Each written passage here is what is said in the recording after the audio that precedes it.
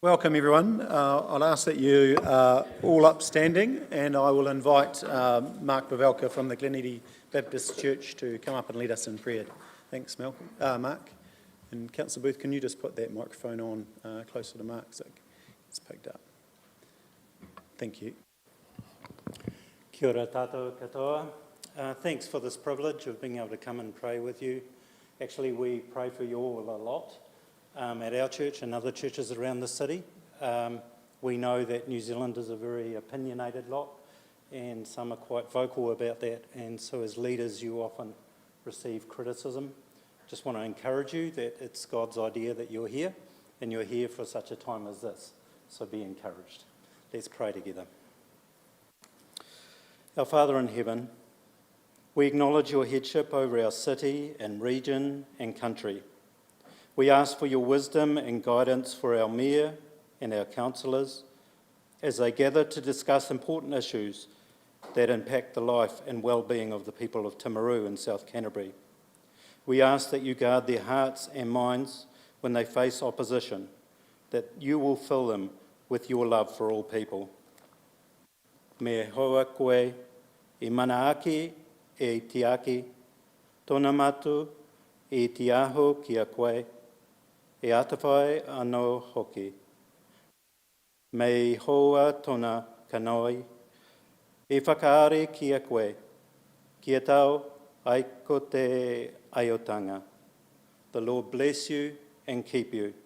The Lord make his face shine upon you and be gracious to you. The Lord turn his face towards you and give you peace. Kia ora. Thank you, Mark. Please stay standing, and I'll ask Councillor Parker to lead us in our waiata. E re re ra e aku ai Māori, e maringi atua ki a koutou e. E re ra e aku ai Māori, e maringi atua ki a koutou e. Rangi tata ki rana huri ora ki raro te tau o ata turea o e. E rare e aku ai mi e. Kia ora. I won't say well done, but it was okay. Please be seated. Feels like this. It's a good start, isn't it? I feel like there's someone missing. It was good leadership by Councillor Parker, but I'm not sure what followed. But that's all right. So that'll bring us to, and perhaps it was him, big shoulders to fill. Didn't know the waiata, but Christmas break. Welcome Nigel Traynor, our new CE. He'll be able to have some time off to learn the waiata, like all of us over Christmas. But welcome, Nigel. It's great to have you with us in your first official meeting.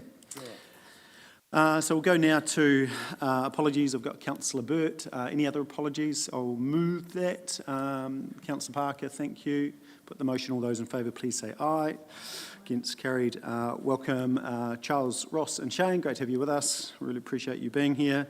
We'll go to public forum, and then public forum, the team are here in regard to item 7.12, which is Arangi Park Sports Stadium's option. So we'll then bring that to the top of the agenda after we've gone through urgent business, minor nature and conflicts. So we'll kick into public forum, and we've got from various sports.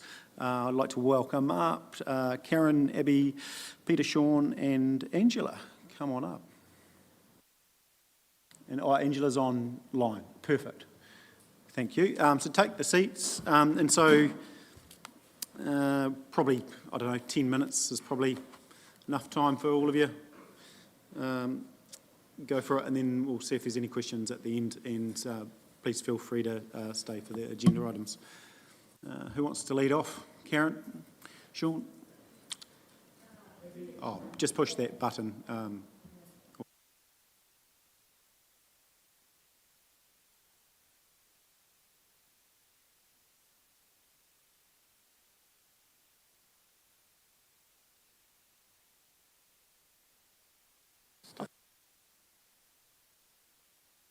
Oh, thanks, Bill.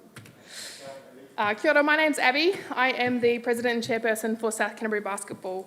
And 2.5 years ago, I had the privilege to present to Council with facts and figures petitioning on the long-term plan for the inclusion and fast track of the Arangi Park development. I presented facts and figures with growth in our competitions from 2010 to 2020, a growth of 52%, from 1,790 players in 2010 to 2,720 players in 2020. This year we sit at 2,890 active players across our competitions from year 3 and 4 up to adult. From 2020 to 2023, the last 3 years, we've experienced another 14% of growth in our intermediate competition, which is year 7 and 8, from 37 teams in 2010 to 64 teams in 23. These games continue to run late into the evening with shortened playing times to accommodate our growth. We're not in the business of turning away our rangatahi from playing sport and opportunities, so we've had to adapt the way we approach our sport. Normally, it's a 20-minute each way playing experience. We're offering 12 minutes each way in Timaru for our rangatahi, and for us, it's our only way forward. We've experienced 16% growth in our secondary schools competition also, from 60 teams in 2010, 67 teams in 2020, and 78 teams this year. When statistics tell us that teenage participation in sport is trending backwards, South Canterbury is bucking that trend, especially for basketball. As a region, we're home to 1.27% of the national population of secondary school students, but basketball represents 3.07% of the secondary school's player base. Our sport is performing above the national average and continues to grow. Ultimately, my message today is a positive one, of a sport that continues to experience growth despite the constraints of our available facilities.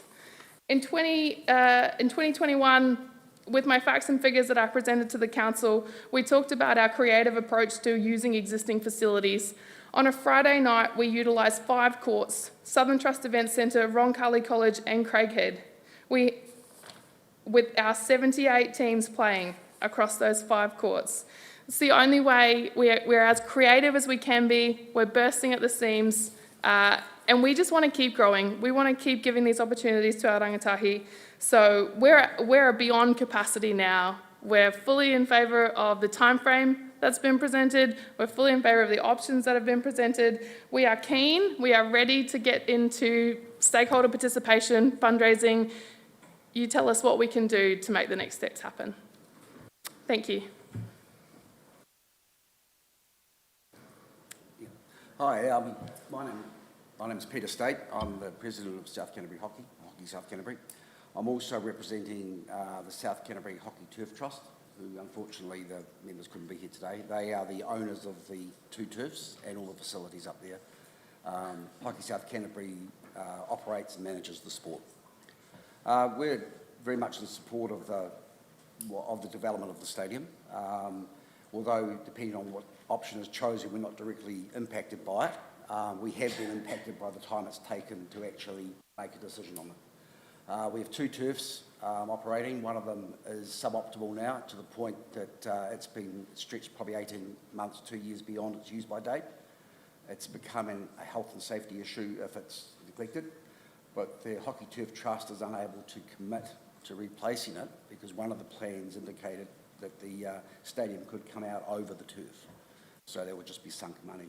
So what we're looking for ideally is when a decision's made, essentially a formal go-ahead so the Hockey Turf Trust can start and the community can start fundraising, and they have money set aside to replace the turf in the next winter, after the next winter. So it's something that we are very keen to get sorted in that respect.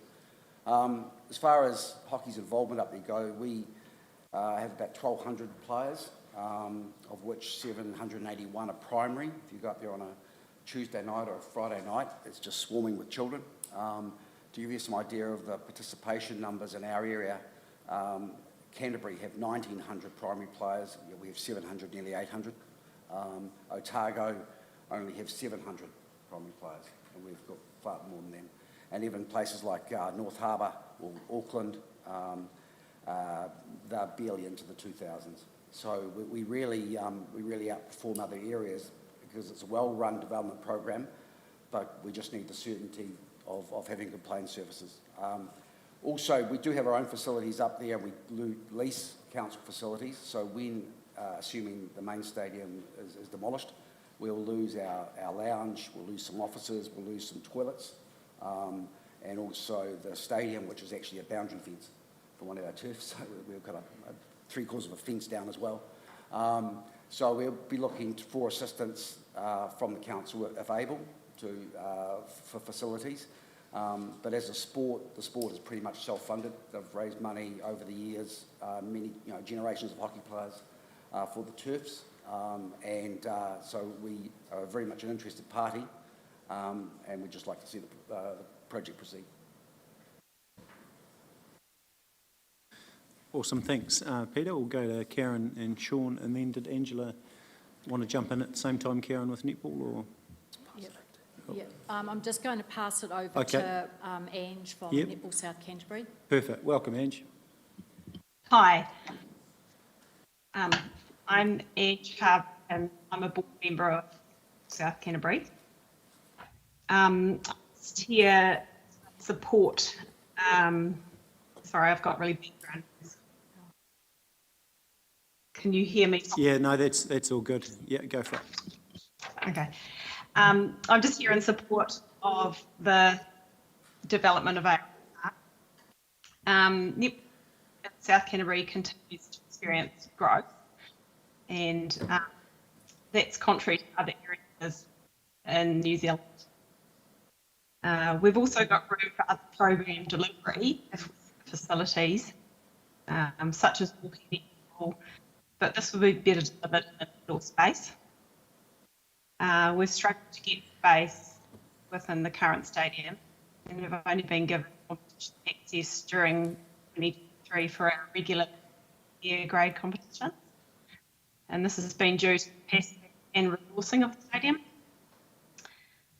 We're finding with current societal needs, a lot of people work weekends, so we'd love to be able to offer netball opportunities during the week in indoor space, especially for our secondary school age group.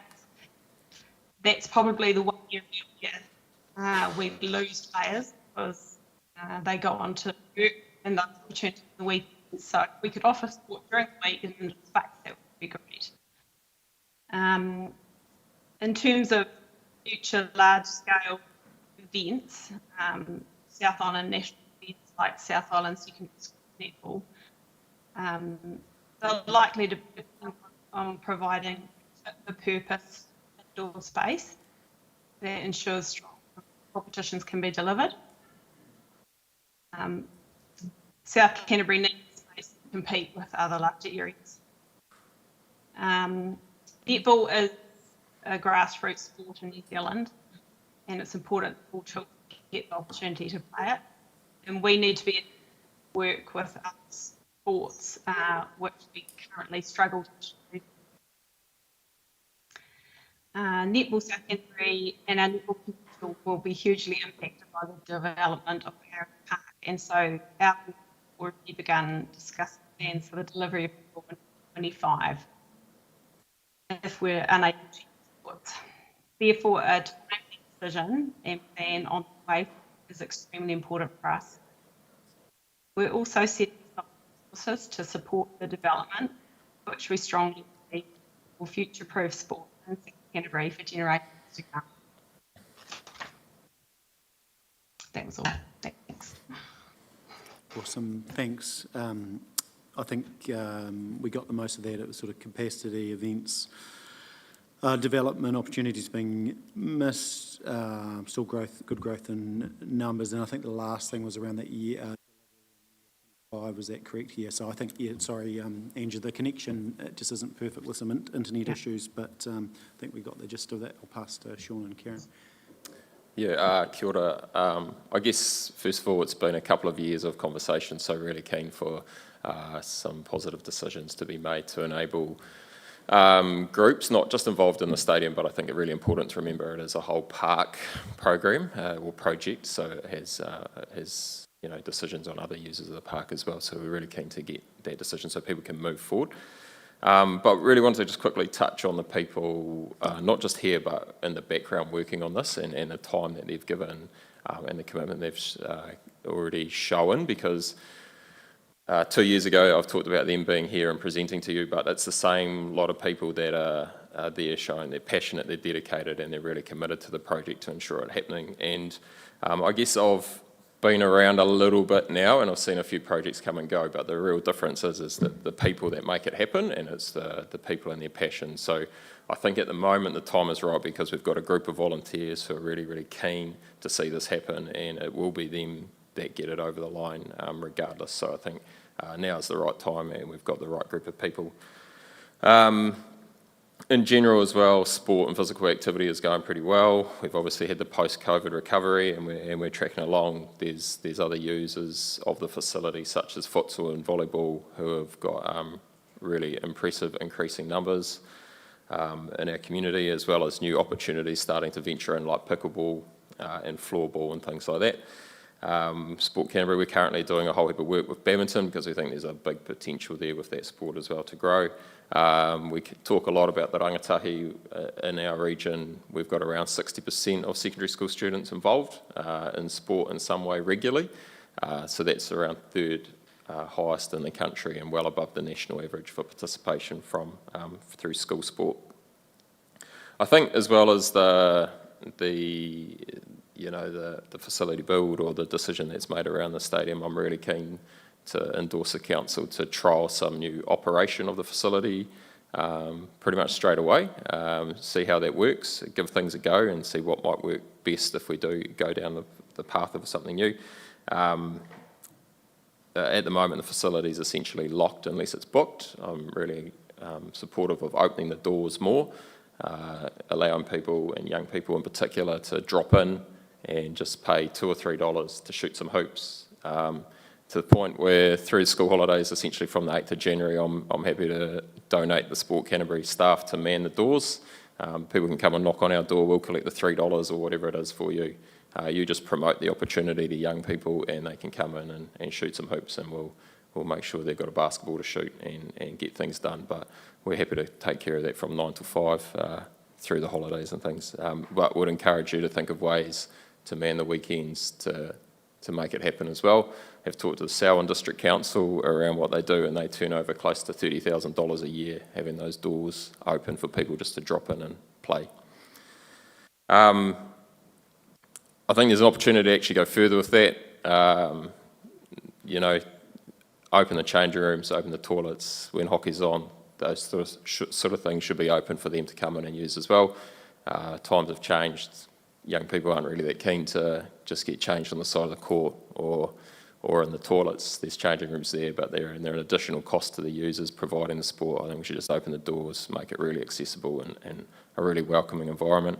So yeah, I guess the challenge there is just to let's look at the park as a user, but then look at new ways from the new year to activate it even more. Thanks. Awesome, thanks Sean. Kieran, you're all good? All covered as far as netball? Fantastic. Any questions for the team, taking into account that we will be discussing this shortly? That's a yes. Councillor Booth, go for it. You gave us some numbers, that 2,890 basketball players and 1,200 hockey players, so this is for South Canterbury, is it all? And what about the netball players? How many netball players have you got going?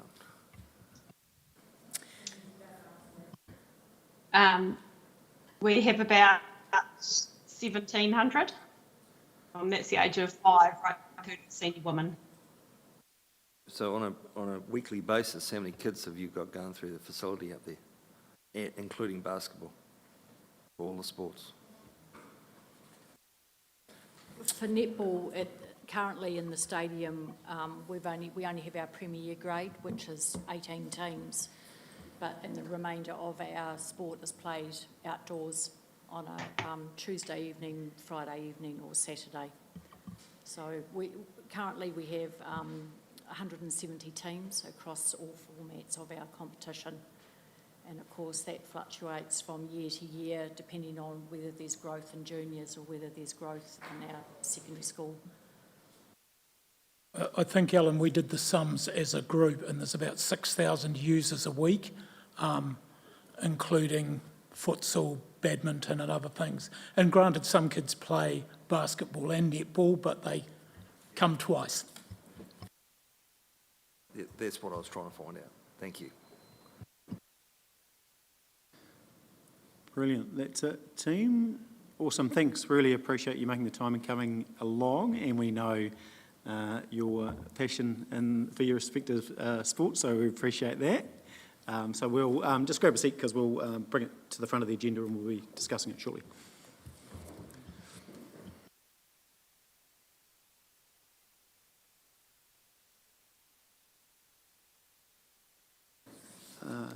Alrighty, so we'll go now. We just said public forum. Any urgent business?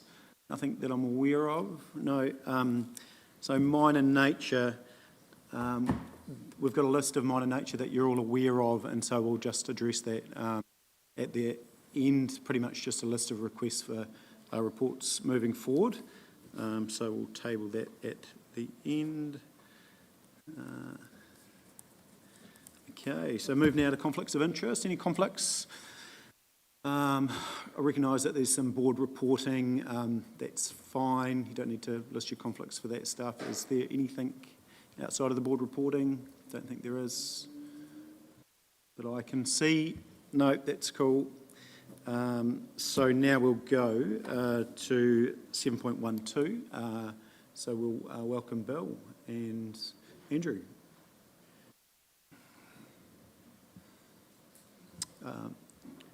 And so that's on page 162.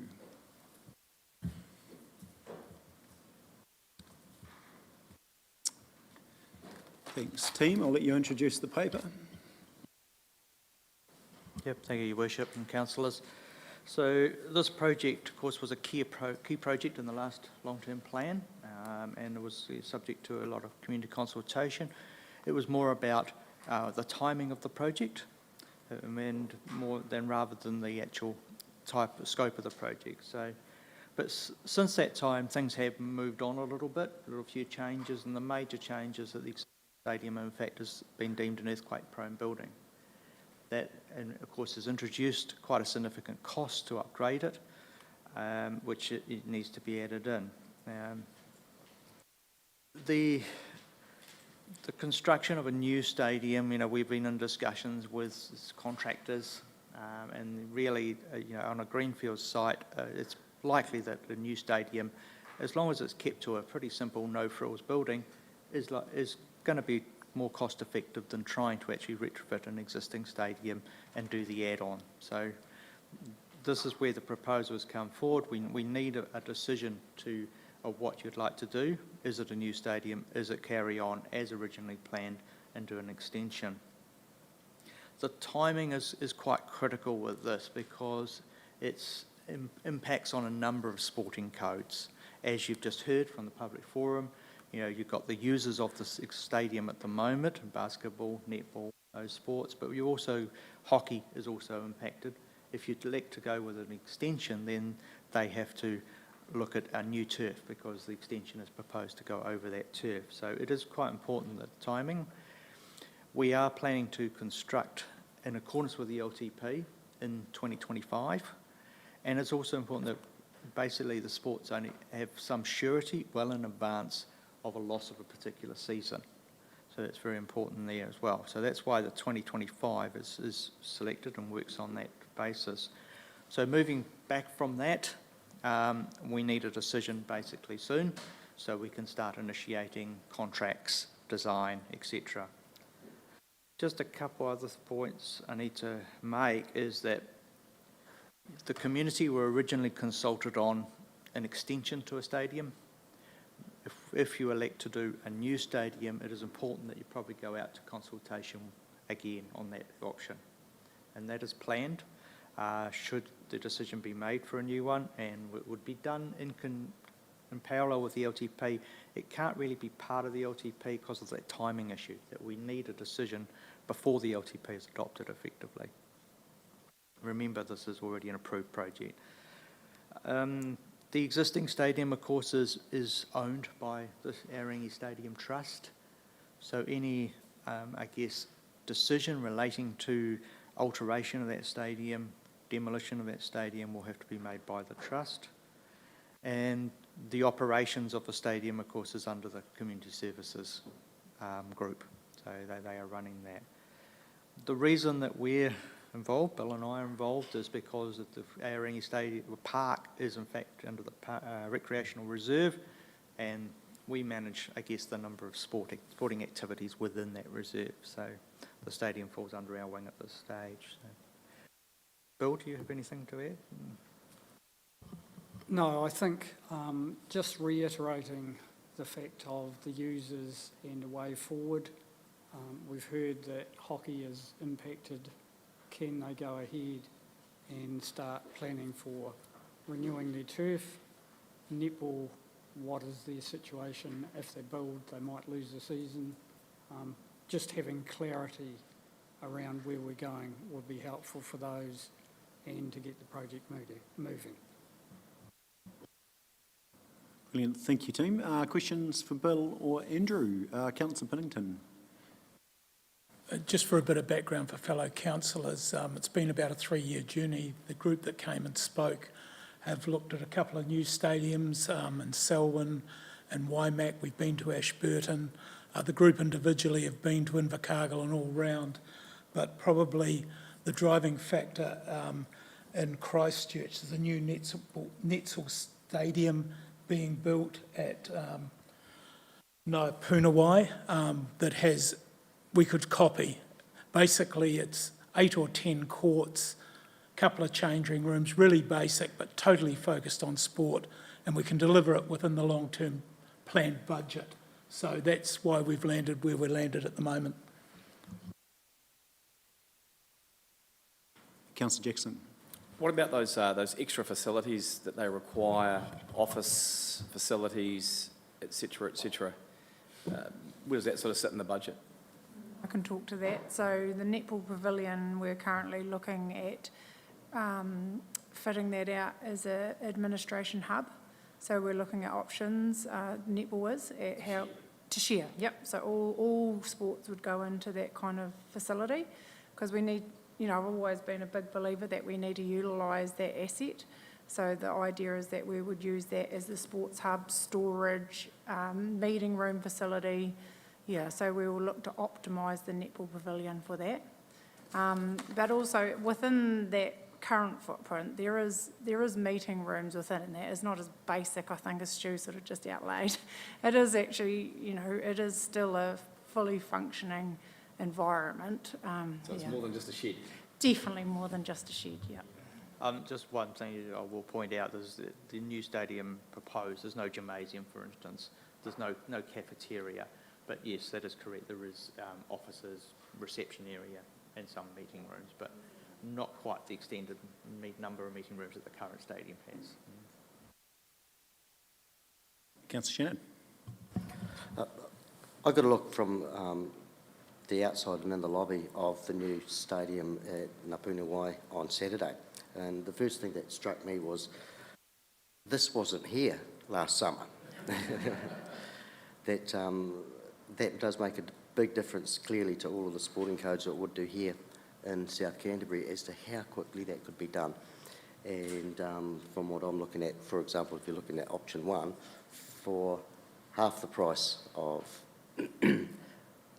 seismic strengthening and what have you of the existing thing.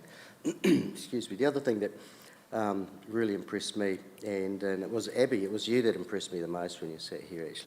Talked about your enthusiasm and keenness as an organisation to do what you needed to do to help get something across the line. And that's one of the things that I think that stands out here and would be important to me, is that the different codes that utilise the space, that they use their army of people, because you do have an army of people. 6,000 people is ridiculous. And I know that's across all codes, but that's 5,000 families? I don't know. So it touches so many families and lives in South Canterbury. And again, what you said, Abby, makes me think that we'd have an army of people that would help us to get there. I very much like the idea of what I saw in Christchurch, put it that way, that even when you walk into the reception area, it was lovely. It was a lovely space, but the sheer number of playing spaces on the inside was very, very impressive. Thank you. Councillor Oliver. Just a quick question, Andrew. Will there be a provision in the build for potentially solar panels in the future? I can't answer that entirely. It's something that could be considered as part of the design build. Of course, you put solar panels on a roof, you need a stronger roof, so it comes at a cost. Good question, Councillor Oliver. You've come out green, Councillor, haven't you? No, good question. Further questions, Councillor Booth? What sort of outside participation will we have potentially towards the fundraising side of it? Are we going to set a target of, like, say, like 25% or something? It's in the it is in the program. The original decision was up to 2.3, and that'll probably be across what other things are happening. Anyway, Councillor Piddington, you might be able to speak to that. Well, I haven't finished Yeah, yet. look, we were hoping to do about 10%. Netball and basketball are totally committed, and there's other sports, and they've got a lot of firepower. It's hard to go out and sell it, Alan, when we haven't got anything. As soon as we get the nod and a design, that team that spoke will be right behind us. Yes, and what sort of income could you expect to generate as well? Do they pay a sub or anything? Yeah, we'll be charging them court hire at a reasonable amount so all those kids can come and play. But better to talk to Andrew or someone about the return. I don't know. We haven't quite got down to that detail because we haven't decided how many courts. It is a interesting point because we have been criticised about not having business cases for a variety of facilities. So, When we charge netball, we have there's three already fees in there. So you've got Netball New Zealand, you've got mainland netball, and then we have a Netball South Canterbury fee. And every year when you set your fees, you know what you're going to hire the stadium for and what that costs are. So when the council sets their rate, we factor that into the team cost. So, you know, the idea, if I take that hat off, and it's a community asset, and so the more people that can utilise it and use it for different experiences, it will generate its own income. So we just need to use it. That's the key thing. And I think basketball think they're going to take over and use the whole thing all the time. If Abby's still here. What I can tell you, Alan, it'll be ahead of the theatre, the art gallery, the swimming pool. Its user pays. yeah, Mr. Train. Thank you, councillors. I think we've got three deadlines clashing here that are all coming on us at once. One is getting our new long-term plan out, and we've got some challenges with that, so we're going to have to work that through. The second one is the need of our sports in the community, so we've got to work that through. And also, it feels to me if we move from the current stadium to a 10-court stadium, we will need to revise, as one of the speakers spoke, how we manage that facility and therefore what costs and also what revenue comes with that facility. And I think those three things all need to be worked up, probably in tandem, so they come together at the end with this is what it looks like. So there's a bit of work to do over the next few months to actually get that sorted, in my view. While it's in the current long-term plan, life's changed, and life does change as you go on, and we're going to have to stand back and actually make sure that we can reset this and reformat. The stadium in Canterbury they built, I mean, it's a breath of fresh air because it might help us to actually pull back some of our costs as well. So I think we've got three pieces of work we've got to get done, and they probably all need to be done sort of simultaneously. Councillor Pye. That kind of leads into one of my first questions I had was, what are we actually agreeing to here? Because if we agree to go ahead with this, you know, we've already had conversations this morning about how we have to slash our capital spend, and I'm not saying I'm not for this project because I'm 100% for it.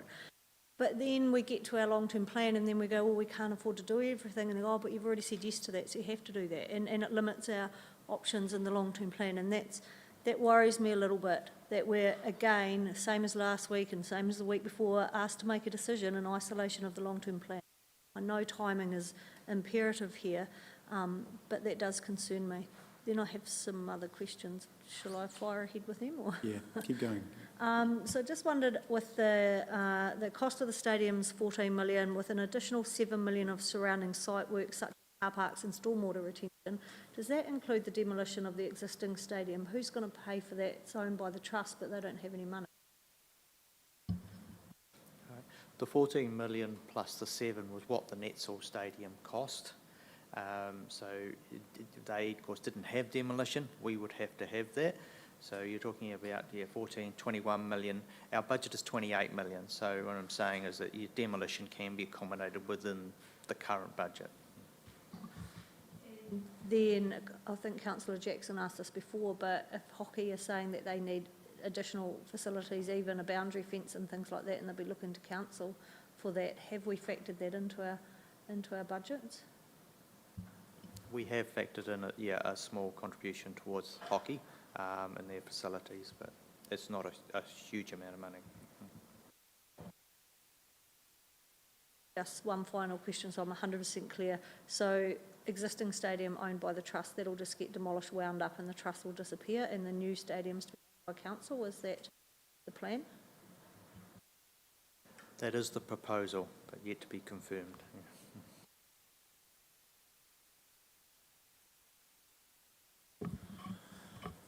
Subject to the, sorry. I'd like to move option 1. Councillor Jackson. Oh, Councillor Jackson, thanks. Look, there's a huge amount to like about this project, no doubt about it. And I think that, we owe it to our youth to provide them with facilities such as what is being proposed here. We're already in the community having people say there's not enough for young people to do, and here is a great option for them. It's healthy, it's good for them, great for social connections and all that sort of stuff. And one of the things I really like about this too is the fact that these people are incredibly passionate, probably not quite as passionate as basketball was, but which was very, very passionate, and that was fantastic to see. And that's what it's about. It's about, your backbone of those people who are going to be out there raising the money, being incredibly passionate, as we found out with the playground. So, you do need people who are prepared to drive it, and I like the fact that they want to raise 2.3 million. I think it's fantastic. But I also, a bit like Councillor Pye, have a few concerns about that long-term plan. Now, we have been in conversation over the past few weeks about the pressure that long-term plan is coming under. So just how do we, because I know that there's a need to move this quickly, so how do we do that and keep the long-term plan in consideration, because there are other projects out there as well that also deserve our recognition. Thank you. Thank you, Councillor Jackson. Are you okay? We'll go to Councillor Scott. I think we need to move this project to public consultation. That is what is being asked for. We've made very clear that we need to move it out there. This is a slight variation to the long-term plan. You've got to give this project the opportunity to go back out and consult. So then the rest of this work, as Nigel Trainer said, is so then we can gather our community consultation, firm up the business case, which we are a long way down the track, I might add, and align it with the LTP. But we've got to go back out to the public. If we don't do that step now, it will be 2026. And I do not support that. Councillor Parker. Thank you, Mayor. Councillor Plenton, did you move the recommendation? I would be very happy to second the recommendation. Fully supportive of this. I think that the team has done a great job of looking out of the box, looking at different options. Definitely ready to go out for public consultation and move forward. Yeah. Councillor Booth. Just one final question. The facility has been used as a banquet facility in the past for the young farmers, etc., and I presume it'll be demolished. I assume that the new facility wouldn't really be up to that standard where you need to actually something sort of semi-decent. So what is, that's obviously something else to consider. But I am in support of the option one. Look, the main challenges in viewing the Netball Stadium with Councillor Piddington that I see is probably beams and sight lines, and ideally it would be great if there was a full wall in the middle of the two rather than, so you could have sport on one side and something on the other. But they're workable. The challenge with that, currently if you use the Netball design, and we will need to use that facility for events that are away from sport, you wouldn't be able to have sport and an event. So maybe there's some challenges in whether it can be designed, but I'm expecting that it'll add millions probably to be able to design it, because effectively you're designing one side slightly different than the other, and it's not my level of expertise, so I won't even comment any further. But it is, we just have to understand how far you want to go down that track to allow, or do you, when you've got an event on, can it not be used at all? Yeah. Question for me. We did on the last decision, we had considerations for the older users of the gym, and I think the thinking at the time was to move them to the downstairs at Netball. Obviously that's now, thinking around that's now office space, etc. What was the thinking around the gym for the 50 plus age group? There is a space underneath at the moment where they use as storage, which would make a perfect gym for about 50 people. Perfect. Councillor Jackson. Don't we already have enough gyms in this region? I'm sure we do. If you talk to some of the gym operators out there at the moment, they would all agree that we don't need another gym in town. I will direct any questions on that direct to you, Councillor Jackson. Be careful what you wish for. Okay, we're getting some movement. Obviously, to the issue that's been highlighted, we've got 45 mil, talking about debt, 45 mil plus 13 mil of infrastructure in and around the theatre. You've got 28 mil here, so that's 86 over a 3-year period without consideration of other capital expenditure items. So that's where we're at. So there will have to be some probably decisions made around anything else that sits in there that's not the highest priority, basically. So I would say there'll be a lot of things that will have to be pulled from the current capital program. So we've got a mover and a seconder. Does anyone want to speak against the motion? No? Okay, so the motion is Councillor Dawson's the proposal to build a new stadium, option 1, within the area currently used for the netball courts at Arangi Park, and undertakes further community proposal. Any further conversation? No. I'll put the motion now. All those in favour, please say aye. Against? Carried. There we go. Unanimous decision. Well done. Move now to... thanks, team. Appreciate that. Thanks for everyone coming in and showing your interest, and also to the officers involved. We'll go now to... Sorry, Mayor Nigel. Just Sean Campbell did make the offer of opening the stadium. Can someone have a look at that for over the January period, and whether we can staff it in some way over the weekends? Oh, for the current stadium? Yep. Yep. Can you recall that as an action? Brilliant. Done. Thank you. Okay, so we'll move now to Actions Register 7.1 on page 6. I'll move the Actions Register. Councillor Booth, you happy to second that? We'll just go through, make sure everything's okay there. We had the workshop at the airport, delegations manual. We're all set. We're already seeing some reporting coming through.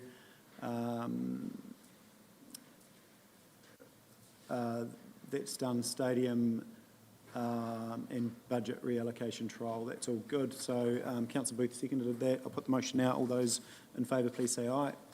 Against? Carried. Common seal. Can I have a mover for that, please? Councillor Jackson. Councillor Booth, thank you. I'll put the motion now. All those in favour, please say aye. Against, carried. We've got 7.3, which is release of public excluded reports. That's on page 11. Is there any questions in regard to those PX reports? So it's Russell Square and Meadows Road. Yes, Councillor Booth. We had a meeting around the theatre. It was publicly excluded. Were we going to release that or what? Yes, no, so we've, I welcome Mr Cooper. So have we put a press release out, going out tomorrow morning in regard to that, Councillor Booth? Mr Cooper. So does that mean the minutes will be released as well? No, we've got a press release, but we would have to decide on what's being released from that at this point in time, so it won't be a full release. Yeah, so it was the recommendation was the resolution at this stage, so it will in the future. Yeah. Yeah. Cool. So any questions in regard to those two items? No. If not, can I have a move for those? Councillor Jackson, I go this side. Councillor Shannon, put the motion. All those in favour, please say aye. Against, carried. 7.4 is TDHL annual report. Welcome, Mark and Fraser.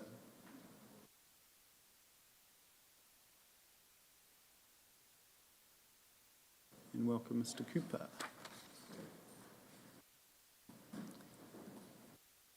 Thanks, team. Pass to you.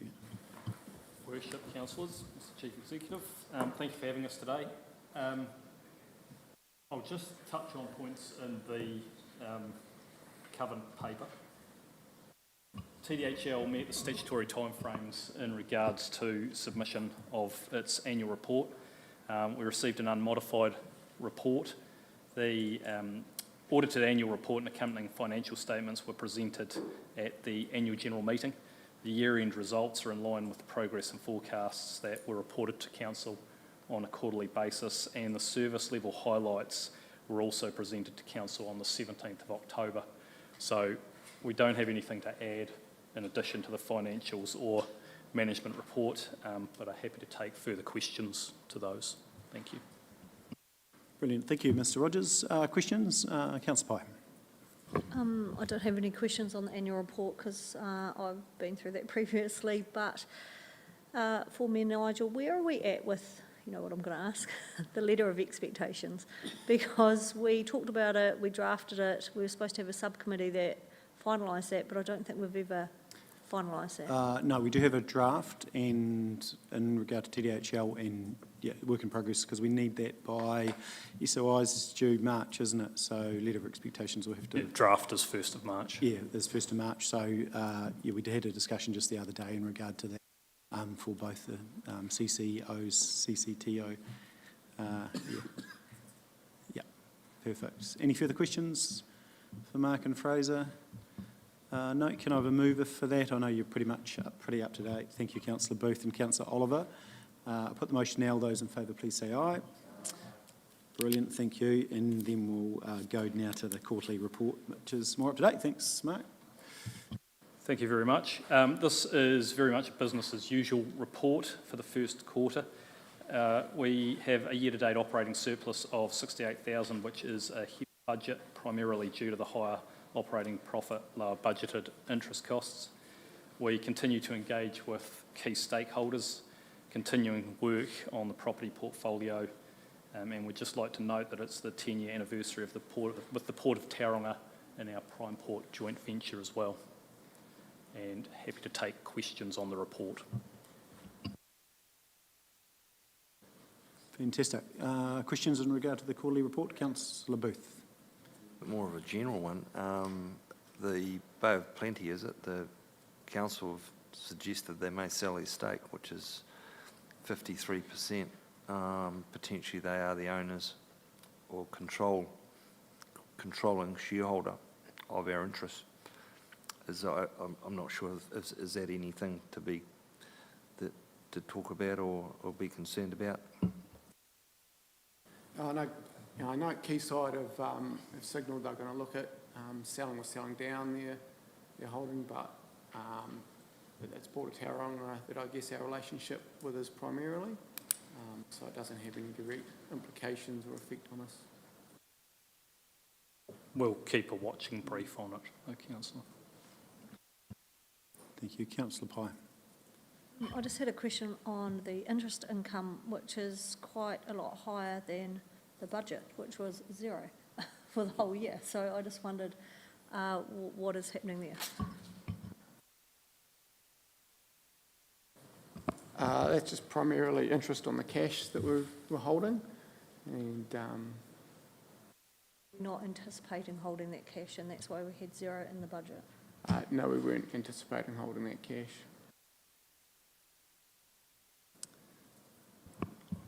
We were anticipating allocating cash to debt at budget time, so it's a allocation issue. Cool. Any further questions, team? No, if not, I'm happy to move that. Second it. Councillor Scott, brilliant, thank you. I'll put the motion now. All those in favour, please say aye. Against, great. Awesome, team, thank you. We really appreciate that. And thanks for the workshop last week. Alrighty, welcome to the VT team. Tony, welcome, Tony. So same goes. So we've got the annual reports, which you'll be aware of with the AGMs, and then the quarterly report. So I'll pass to you, Tony, if you want to add anything more for the annual report. No, I haven't got much to add, Your Worship Mayor, and I just wanted to show our support and looking forward to working with the new CE, Nigel. So add another Nigel to the long list, but and just an apology from Nigel Davenport, Nigel Davenport, who's got another appointment out of town. So just take the report as read and open to any questions. All good. Councillor Pye. This is not a question for you, Tony, but I wondered, in the council officers report, I just wondered if you wanted to make a correction to number 3, which suggests that Bay Hill Development Limited donated some money to Venture Timaru, which I assume is just an error. It talks about other funding sources include central government, Bay Hill Development Limited and Aotearoa. That's generated within the council, isn't it?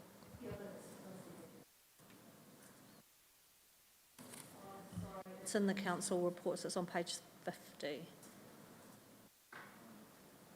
I assume it's just an error, but I just wouldn't want that to be in concrete going forward if it's not actually the case. What page is that, Councillor Pye? It was... It's on page 50.3, the first 3.1. Oh, that one, yeah.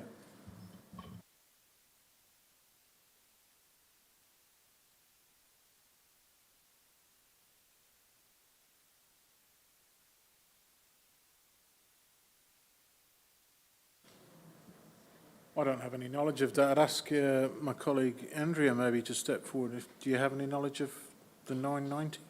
Is that what you're asking, Councillor Pye?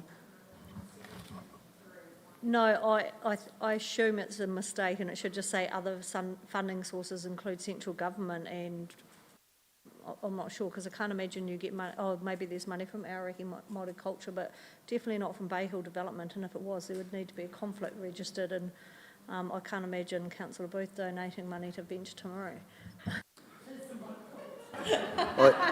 I actually think, because I looked through there as well, I actually think it's with regard to car parking. Yeah, it's a payment. But it's not a funding source to Venture Timaru, is it? Not directly, no. Yeah, it should be an expense is the way it's recorded. I think it's recorded back. So we'll just note that there's likely to be an error. Okay, righto, let's get back on track. But order team, good pick up. I did have a question though, as far as reporting, and I don't know if this is right or wrong, and it's always been in there, Tony, so this isn't actually judgment at all, but we have non-financial performance indicator results, you know, GDP contribution, unemployment rate, housing affordability, some of those sort of things, and they're reporting, but they're not specifically performance indicators of VT, if you know what I mean. So it's good that they come through because we don't see the information otherwise. but my just question is how they should be reported, because they're not something you can influence to some extent. I don't know if the board's given any thinking around that. We haven't spoken about it directly, but I think it would be appropriate for the council and VT to get together and actually set some KPIs, and then report to those KPIs accordingly. So I think should be a work in progress from now on. I agree. I think that's great move forward. Thanks, Mr. Howie. Any further questions, team? If not, I'm here to move that. Councillor Parker, seconder. Stay there, Tony. We've got the quarterly result as well. I'll put the motion. All those in favour, please say aye. Against, carried. And then so we have the quarterly report. We'll present that as read, but is there any questions in regard to the quarterly report for Mr. Howie?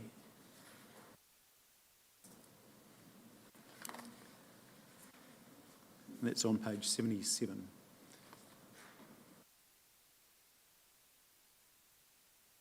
Yep, go for it. Just on page 80, you talk about the cruise seasons, and you talk about last season's expenses were met approximately 50-50 by VT and Primeport. However, we are seeking support of up to $40,000 towards the cruise season costs from the council's Economic Development Fund. So, still learning. So how does that work? Is this your request in this paper, or do you go and put another request in somewhere else, or is that part of the normal annual Economic Development Fund money we give you already? Welcome if Councillor Scott and Booth want to chip in here, but my understanding is that the port does fund some of the operational costs of that, particularly the buses, but not all of the costs that we incur. So last year, my understanding was it was unbudgeted because we weren't expecting the cruise ships to come in, and this year, with the vast increase in those visits, it's just taken a lot more resource within Venture Timaru to be able to accommodate that, and that's why we've requested those extra funding. If I may, so what you talked about buses, but what kind of costs do you incur when a cruise ship comes in? Because I've been down there, I see there's a lot of extra time for your employees, but what other costs are there? I thought it was mainly employee cost. I don't know there's much else, but maybe Councillor Booth can answer better. There's donations to Lions. There is. We've got a list that we can send out. Councillor Booth, go for it. There is a fund, an economic development fund account, which hasn't got any money, but it's got $200,000 in it. So I guess that's what. I can speak to that. Venture Timaru's made an application to that fund, which is $200,000, which sits there, of $40,000 to pay for guides,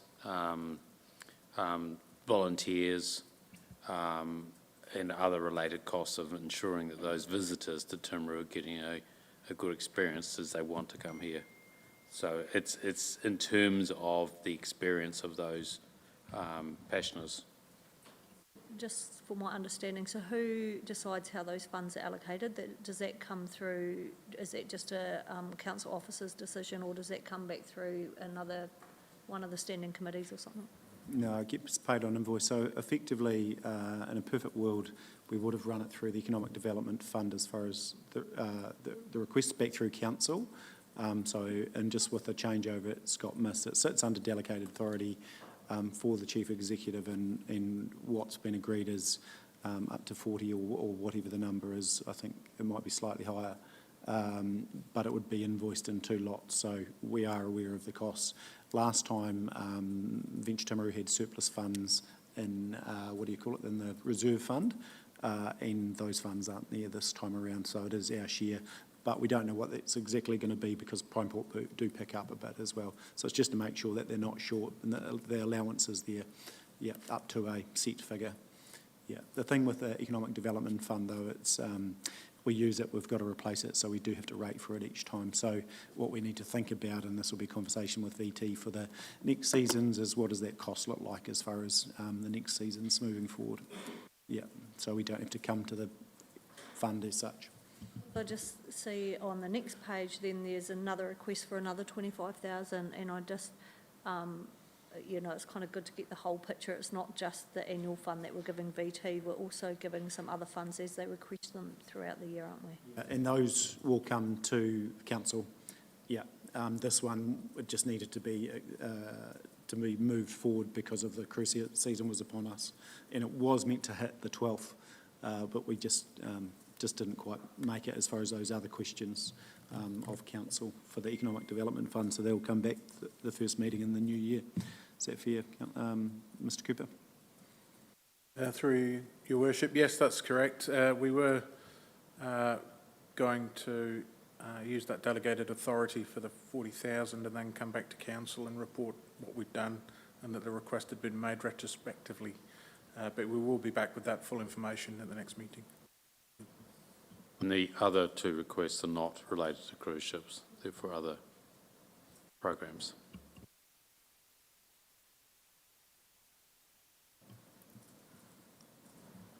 Oh, no, I think that's a carryover. No, that's right. I had a question, but I've answered it myself. Councillor Finnington. Just with the major event funding, we've got a bulk lot and we have the names of the successful participants. I think it'd be handy to know how much each of them got, where our money's actually going.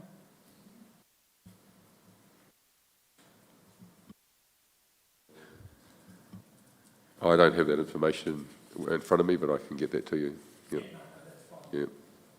And I'm not worried, but next time it'd be good to see what each of those organisations are going, and perhaps a history. Have they had it for 3 years? You know, just a column to give us an idea of who's getting what and how often. Yeah, I think, Councillor Pinnington, we might just request action just for them to put it into the calendar to share with us, but maybe in the next sort of 3 months we could just have a workshop on that for an update, because I think it'll be interesting from VT. Yeah, yeah. So another couple of actions. Any further questions? Yeah, Councillor Shannon. Actually, just if we're going to come back with a workshop to present some more stuff to us, I'd love to know some more about, the report, read the district's contribution to GDP and what have you. Forget the name of that report. Oh, yeah. What your planned next steps are going to be. Yeah, and I think I've written a note, just we can pick that up with some of the conversations around letter of expectations, feeding into SOIs and have a good chat with the CCO chairs to work that through. Yeah, cool, perfect. Any further questions? Otherwise, can I have a mover for that? Yeah, Councillor Booth, brilliant, thank you. Councillor Pye, put the motion. All those in favour, please say aye. Against, carried. Thanks, Sony, appreciate that. We'll catch you later in the week. Move now to 7.8, which is the cemetery bylaw amendment decisions, and that's on page 88. And I welcome Brendan. Welcome, Brendan, and Bill.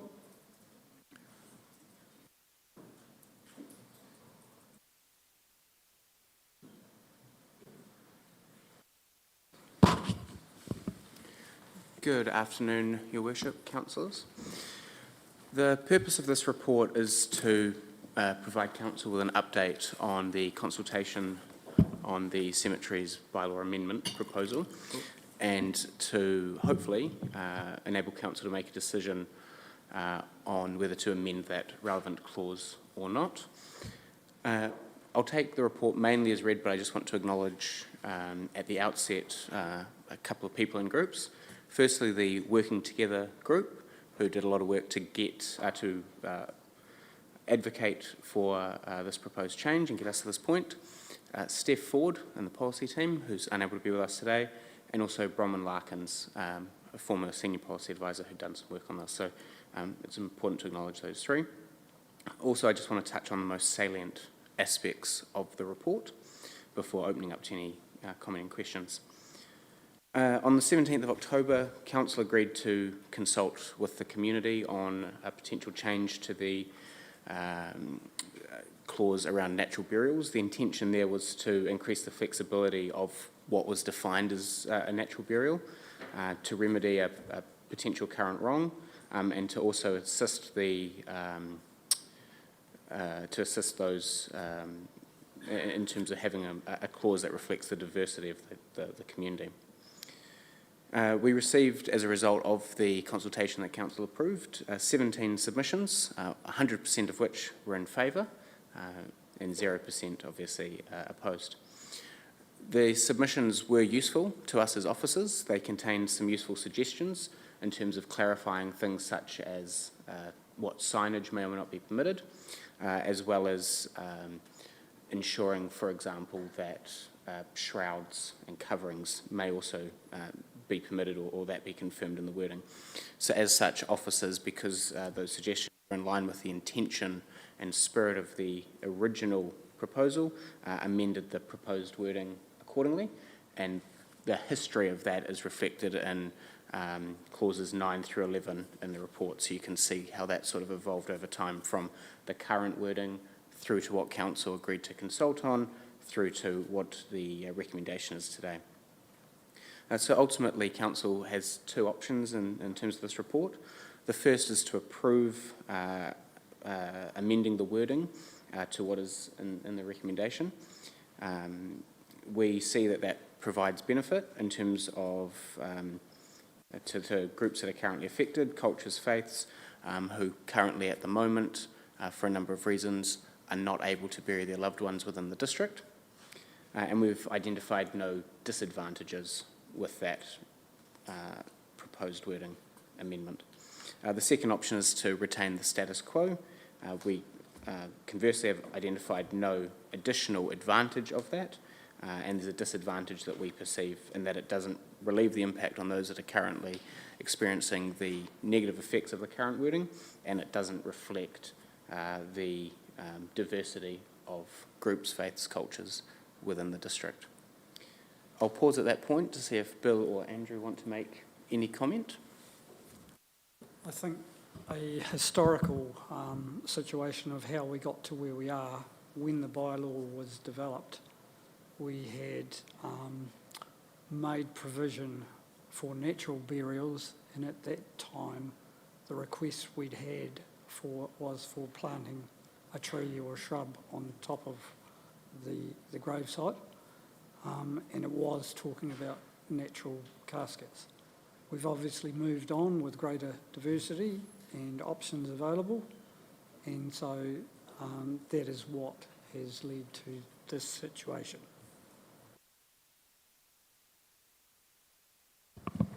Brilliant. Any questions? Councillor Shannon.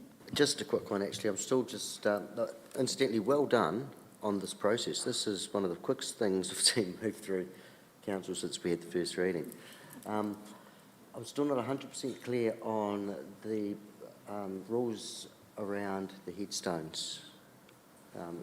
As I read this, notwithstanding this discretion, officers would not permit headstones or memorial-esque structures that are common features of standard grave sites. Has that been resolved? And if not, it just seems odd that you allowed them on anything other than a natural burial.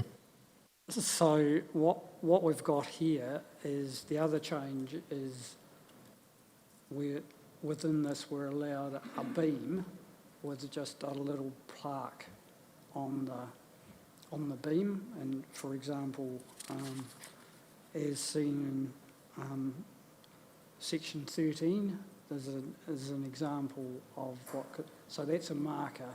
There's a number of ways of marking different graves, which if you were doing a planted area as one extreme, sometimes it's just a GPS marker or a book of memories or something like that. Within natural areas, it usually doesn't accommodate a headstone unless there is a natural burial within a normal part of the cemetery. So if a natural burial can still happen within the regular part of the cemetery, and then a headstone would be okay. Okay, thank you. That's the clarification I was after. Brilliant. Any further questions? Councillor Booth. I just sort of Googled it, and it would appear that it's only, females are only allowed to go it's like blokes only. and no females. So, you know, it's one thing, I'm not sure where I'm going with that, but that's in our day and age, I think that's a little bit, but I guess if that's... I have to sincerely apologise. I actually didn't hear the question. Do you mind repeating it? It wasn't a question? Okay. I think we might be safer not.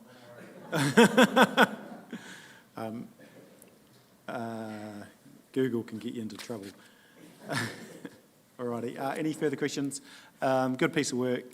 Thanks to the policy team. This is good stuff. So, and going to provide some pretty meaningful results for the Muslim community. So, thanks to all the work, Cross Parks and policy.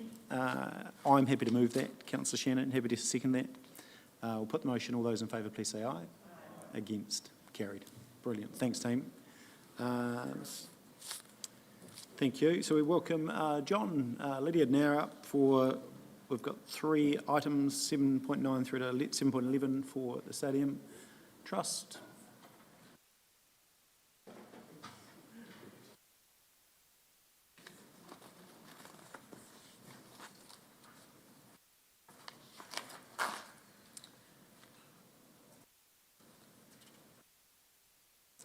Thanks, John. Just give us a brief update and we'll... Thank you, Your Worship, councillors. There are 3 in quick succession, so if you'll give me permission just to follow through all 3 of them, and then there may be some questions, particularly on the last one. So my apologies for the 2022-23 half-year report. With so much going on with the annual report and within the context of the Orangi Stadium, we didn't deliver this to council within the time frame that we should have done. So now we're catching up, and my apologies for that. And this year we will be on time with our December report, but that's very much a pro forma report now, because obviously it's been superseded by the full year annual report, which is item 7.10. And you'll see there that the Trust very much ran as a business as usual, on a business as usual basis, as so much discussion was going on about the future. One particular point was that we held off on significant maintenance expenditure, because clearly if we're going to demolish the building, we don't want to do more than is absolutely necessary. However, it was noted in the meeting of the trustees that approved this report that we still need to ensure we have adequate health and safety and structural maintenance, so we will be working on the basis that we will do that, and cosmetic type maintenance probably will be what we'll be sacrificing.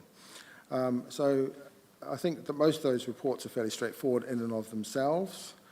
And then the third one, which is the statement of intent.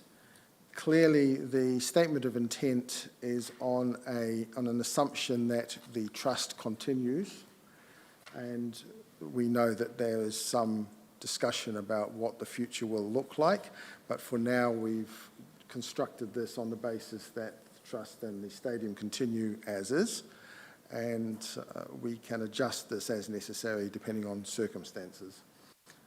So, Your Worship, any questions? I'd be welcome to answer them. Brilliant, thank you. Any questions on performance in your report and or statement of intent? And then we'll just go back through and move them separately.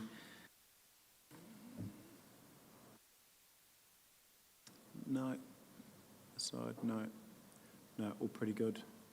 Okay, we'll go back and move them separately. So you've got 7.9 on 97 is the Trust half-year report catch-up. I'm happy to move that. Can I have a seconder for that? Councillor Jackson. Put the motion. All those in favour, please say aye. Full-year report. Councillor Booth, you're happy to move that. Councillor Oliver. Put the motion. All those in favour, please say aye. Statement of intent. Councillor Piddington, thank you. Councillor Pye, thank you.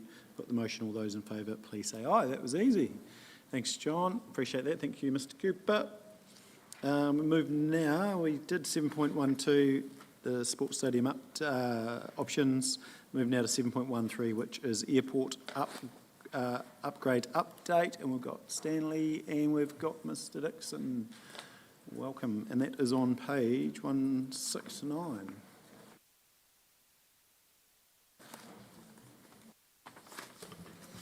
Right. And go for it, Mr Thank you, Dixon. Your Worship and councillors. This airport terminal upgrade is actually an approved project in the current annual plan. And as officers, we are tasked to deliver the capital program that has been approved. So this is part of the, I guess, the step to doing that. Councillors, of course, you do have the option to look at deferring this project if you feel that is a need. But what we're doing is putting up, I guess, what we were planning to do in the first place. So there are options and there are risks with this one, that I'll point out. So we have had a meeting with Air New Zealand. Some of the councillors were there. New aircraft will be required. And there is definitely the Q300 aircraft that is used here coming into Timaru is nearing the end of its design life, and there's no further parts for them basically, so they're having to cannibalise other aircraft. So hence the number of aircraft of these is declining.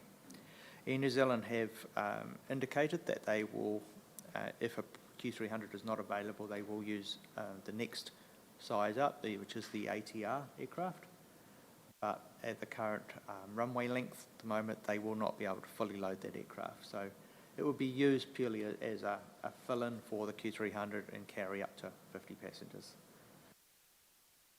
The terminal upgrade is really looking at in the future. It's looking at the potential of larger aircraft servicing Timaru. You know, the current loadings are up in the high 70s. It's good loadings, and Air New Zealand was quite impressed by that. The other thing is too that we are aware that government is talking about aviation security. At the moment, it's not required for inter-regional flights where basically an ATR aircraft or a Q300 aircraft is not required to go through aviation screening. But as Air New Zealand pointed out at our meeting, it will only take one incident and they will run it in. The issue for Timaru is that in the current terminal, we don't have space for that.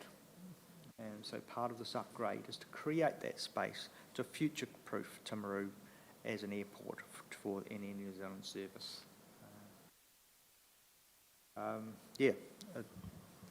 Any questions? Stan, do you have anything to add?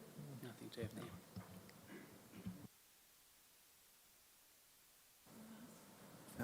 We'll go Councillor Parker, Councillor Jackson, then we'll go across the table. Thank you. I wasn't at the meeting at the airport, I acknowledge that, but from some feedback I've received from fellow councillors,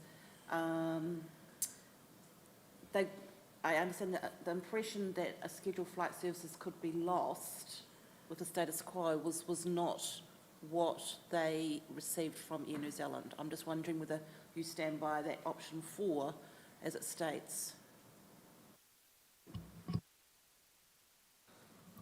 I guess there's a number of circumstances that add, back that option. In fact, if Air New Zealand did use a larger aircraft and fully loaded it, then we would be non-compliant with the number of people in the terminal. So that creates an issue for us. And and as I pointed out before, if aviation security was required, then if we did not provide that service, did not provide that area, Air New Zealand would not be able to fly into Timaru. Just to follow up, if I may. With the aviation security also, one would expect that we would have a lead-in time for that? We may do, we may not. It's said if there was a serious incident out there, it could be implemented quite quickly. There are a lot of unknowns in this, and this project is really about future-proofing and building resilience into the Timaru Airport. We'll go Councillor Jackson, then we'll come over to Councillor Piddington. Being one of the councillors that did go to that meeting out at the airport, I had a sense that the Air New Zealand team were happy with the way that we were performing, but there didn't really seem to be much of a sense of increasing services anytime soon.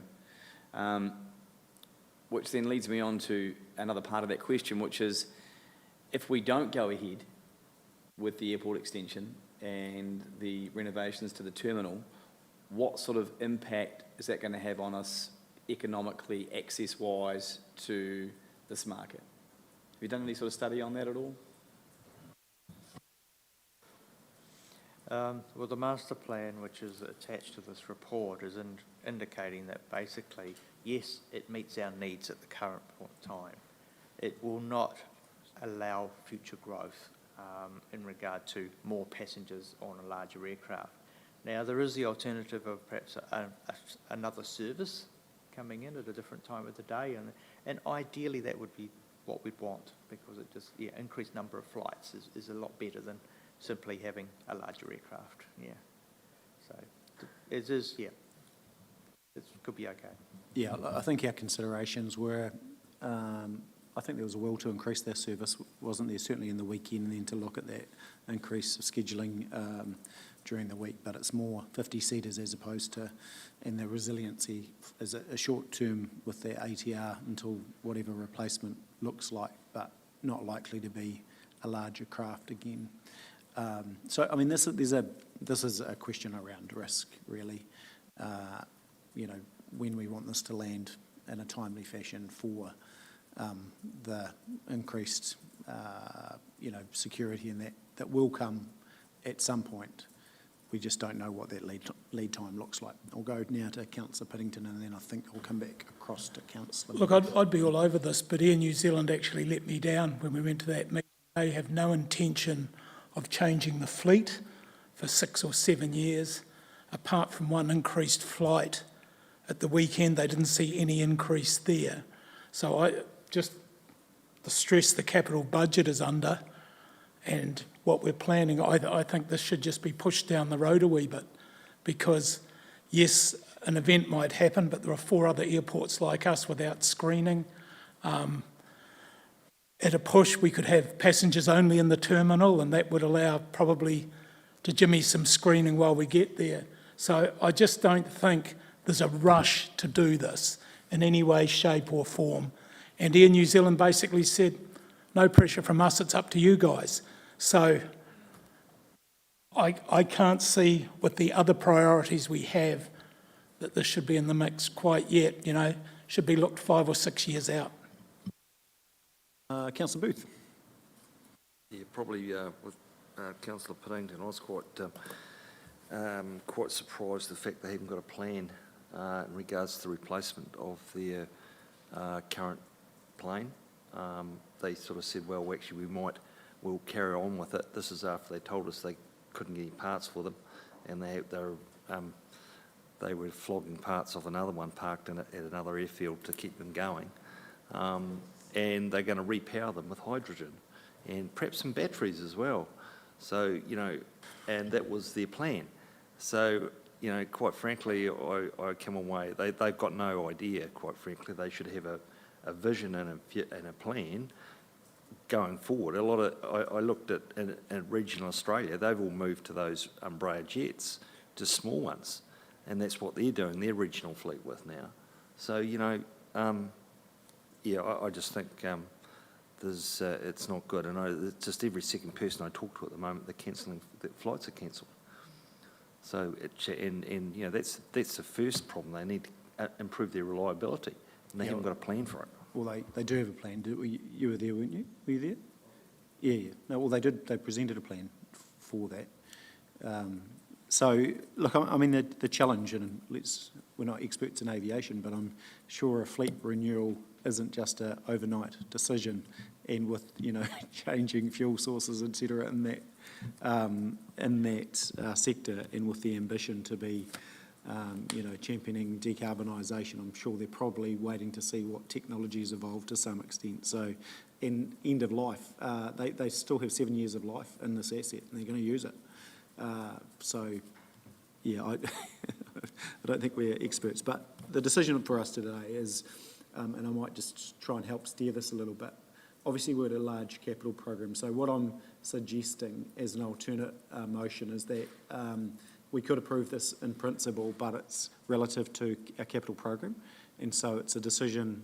So we wouldn't want to see tenders for design services called at this point, because it would be incurring costs, but we approve it in principle subject to approval of our capital program. So we need to see where that's going to land effectively. Would, Councillor Shannon.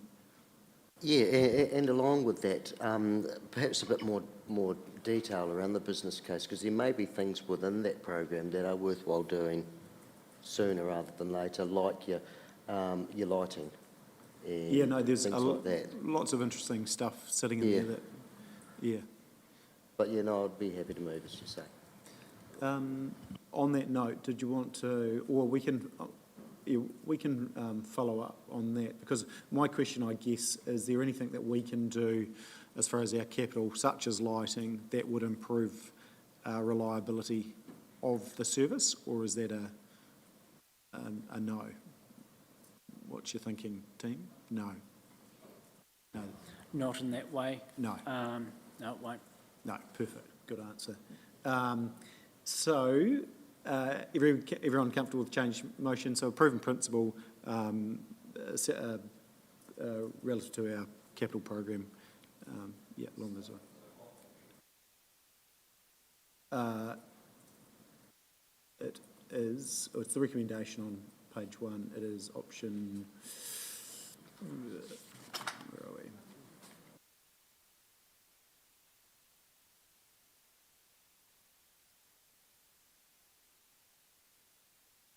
It's option 1 effectively, isn't it?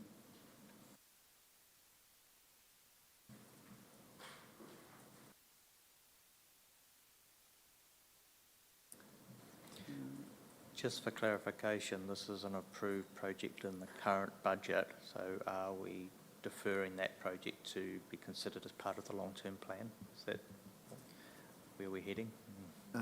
So where the numbers land currently, There's $2.7 million in this the year. current budget, yeah. Personally, I think we have to defer at least a year. Yeah, to the LTP, yeah. I think your point's correct. Just seeking that clarification. Yeah, no. So it's, yeah. Because it's going to end up being a carryover if we can't move, let you know to move ahead on design tenders. Yeah, so it will be. Yeah. So is everyone comfortable with that? Yeah. Could you read that back, just so roughly?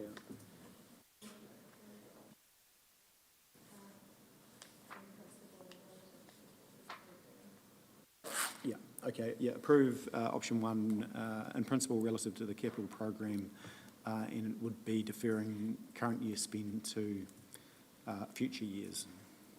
Yeah, cool. I'm here to move that. Councillor Shannon, you were seconder. Put the motion. All those in favour, please say aye. Against, carried. Thank you, team. Appreciate that. And thanks for the tour last week. That was really informative. Move now 7.14 on page 183. And Parks, Andrew, thank you for staying. And Bill, welcome in regard to Parks Review.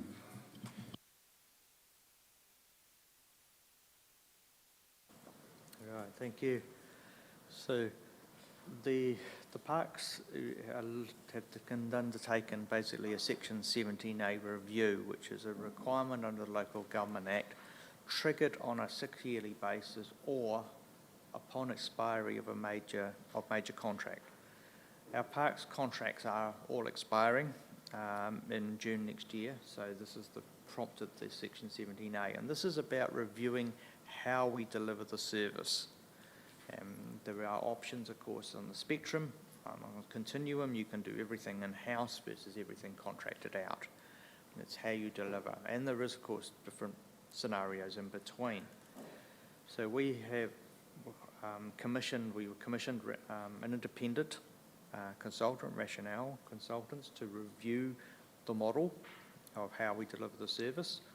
Looking at the variety of services that we do provide within parks, we have basically reserves which require a bit of mowing versus our premier parks and our, I guess, gardens of national significance, being the Botanical Gardens and this Trevor Griffiths Rose Garden. So there is various standards required. So they have made a recommendation which is about a mixed model.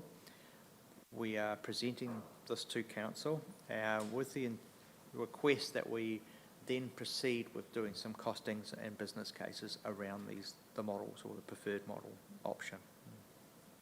Bill, do you want to? Thank you, Your Worship. There is a range of activities.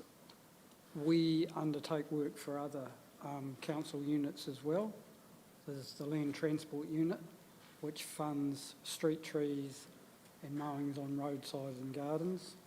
We've now taken over mowing of outdoor swimming pools. So it is broader than just parks, so it's open space as well. There was quite a good process involved in reviewing this, in which we spoke to other local authorities, our own contractors, and contractors from elsewhere around the country. And through that process, the option of a hybrid model of bringing in-house some of the high-profile garden maintenance was the preferred option. With any of these options, there are risks. And at the moment, one of the biggest risks that our current contractors are facing, and we would probably face, is the availability of personnel. We have struggled probably the last couple of years, and our contractors have struggled to fully staff the complement needed to produce this service. And in the current environment, we may struggle too. But that's not a reason not to do anything. We have to go forward and hopefully be positive and see what we can do to improve that. But there were the 5 options listed under section 5 that were considered, and we're really seeking some guidance on what councils feel is for the way forward. Which options should we develop further cost and bring back? Thank you. Well, you've come to the right place for guidance. Look, and I would just argue slightly around the driver for the 17A review. I know it's ended up in 6 years, but I mean, it started 2 years ago with a conversation, with deadheaders, and I agree that, the level of service, which we all had issues with, through that COVID period, but we still haven't, picked up. And overall, it feels like there's a team of people that move from one area to another, and when they get there, they do a great job. But as you can see recently, roundabouts, I know the tracks through the, through the Senate Reserve again are overgrown and, need to be done by Christmas. I don't know if they've got capacity, and that we're just chasing our tail. And I agree that the contractor market or the labour market is tough. But I'm at the point I'd rather us be in charge of our own destiny rather than, getting excuses that the contractors can't deliver. I mean, at the moment, there's absolutely no excuse because there's a labour market sitting out there, university students struggling to find work that could easily be working in this space. And I would have thought with the seasonal nature and growth that they would have been jumping to get some of these people, but it doesn't appear that model is supported. I get the reality of some of these contracts. Most of them, I think you've done a great job that they line up with that 30th of June, 1st of July, and there's a few outside of that, but not major. But I look at this and I think there's, 3.9 mil, I think, of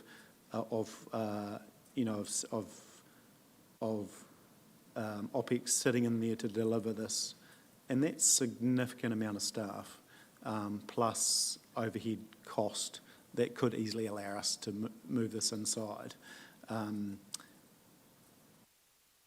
So my thinking on this, and I'll let someone else talk in a minute, but this has been a driver for me. This is a great opportunity to experiment on what in-house services look like. if certain players move out of the market, it's an easy one to enter at a small level, but there's not a lot of actual competition out there. You've really got Cord that are likely to have, control the monopoly, control the market moving forward. I note, and I know I've sent to all of you the Christchurch report. I have had good conversations with my compatriot in Christchurch around their move to bring it in-house, and it was around cost savings, it was around increased delivery of service. And although I agree with a lot of the stuff in the report, a lot has changed since we started this report. Although it's dated November, we had an early iteration of it, where not a lot has changed. So I'm certainly, as far as what we need to do, bring next steps would be at the very least a full in-house model, cost that up, what that looks like it, and maybe as a secondary, the hybrid model. But I don't actually think a hybrid model is going to service our needs, mainly because all the mowing and all those sort of things still sits out there, and that's the reactionary stuff that we don't have control of at the moment. So for us to actually dial up the level of service, which I don't think we're hitting at the moment, we need a bold change. I'll go to Councillor Jackson, then I'll come over this side. Thank you, Your Worship. Yeah, I tend to agree. I think our levels of service are not as high as they should be. Certainly the feedback that I've had from ratepayers over the year that I've been a councillor has been one that we seem to be slipping more often than not. And there are some highlights, don't get me wrong. I think the Botanic Gardens are looking fantastic. I think the Trevor Griffith Rose Garden looks incredible. I think you've done a fantastic job down at the playground as well. But I think just overall, the standards are slipping. I'm just curious, though, as to if we were to go in-house, how that would impact on those companies who are currently doing work for us, and how that might be perceived in the community.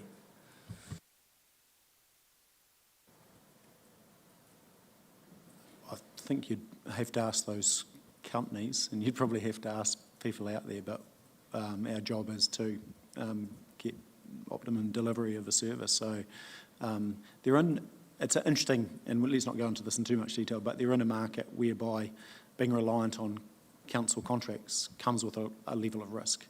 And, it's no different than government contracts whereby they're 3 years. Most of our contracts are 3 years.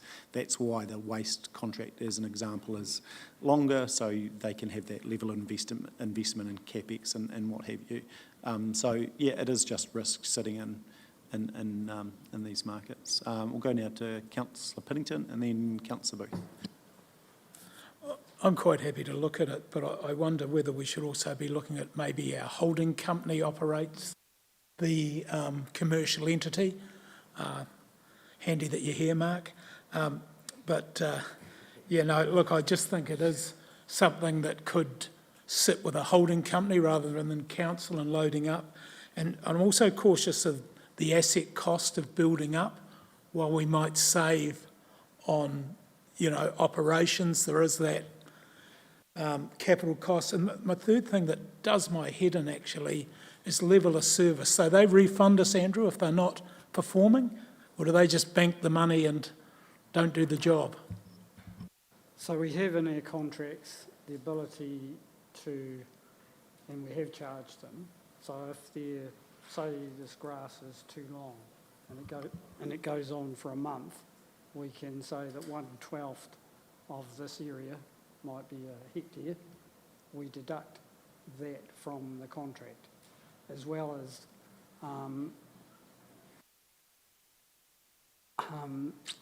affecting their track record when it comes to renewals. Ever deducted from any contractor? Yes, several times. The issue is they are struggling with resources. So yes, we can flog them and penalise them, but if they don't have the resources to deliver, it's not happening. So yeah, but we do those deductions. Yeah. But that's my point, Andrew. If they don't have the resources to deliver, yet we're paying for the full service, it seems ridiculous. Well, we do deduct from that for the lack of service. I'll go to the Chief Executive and then I'll come back over to Councillor Booth.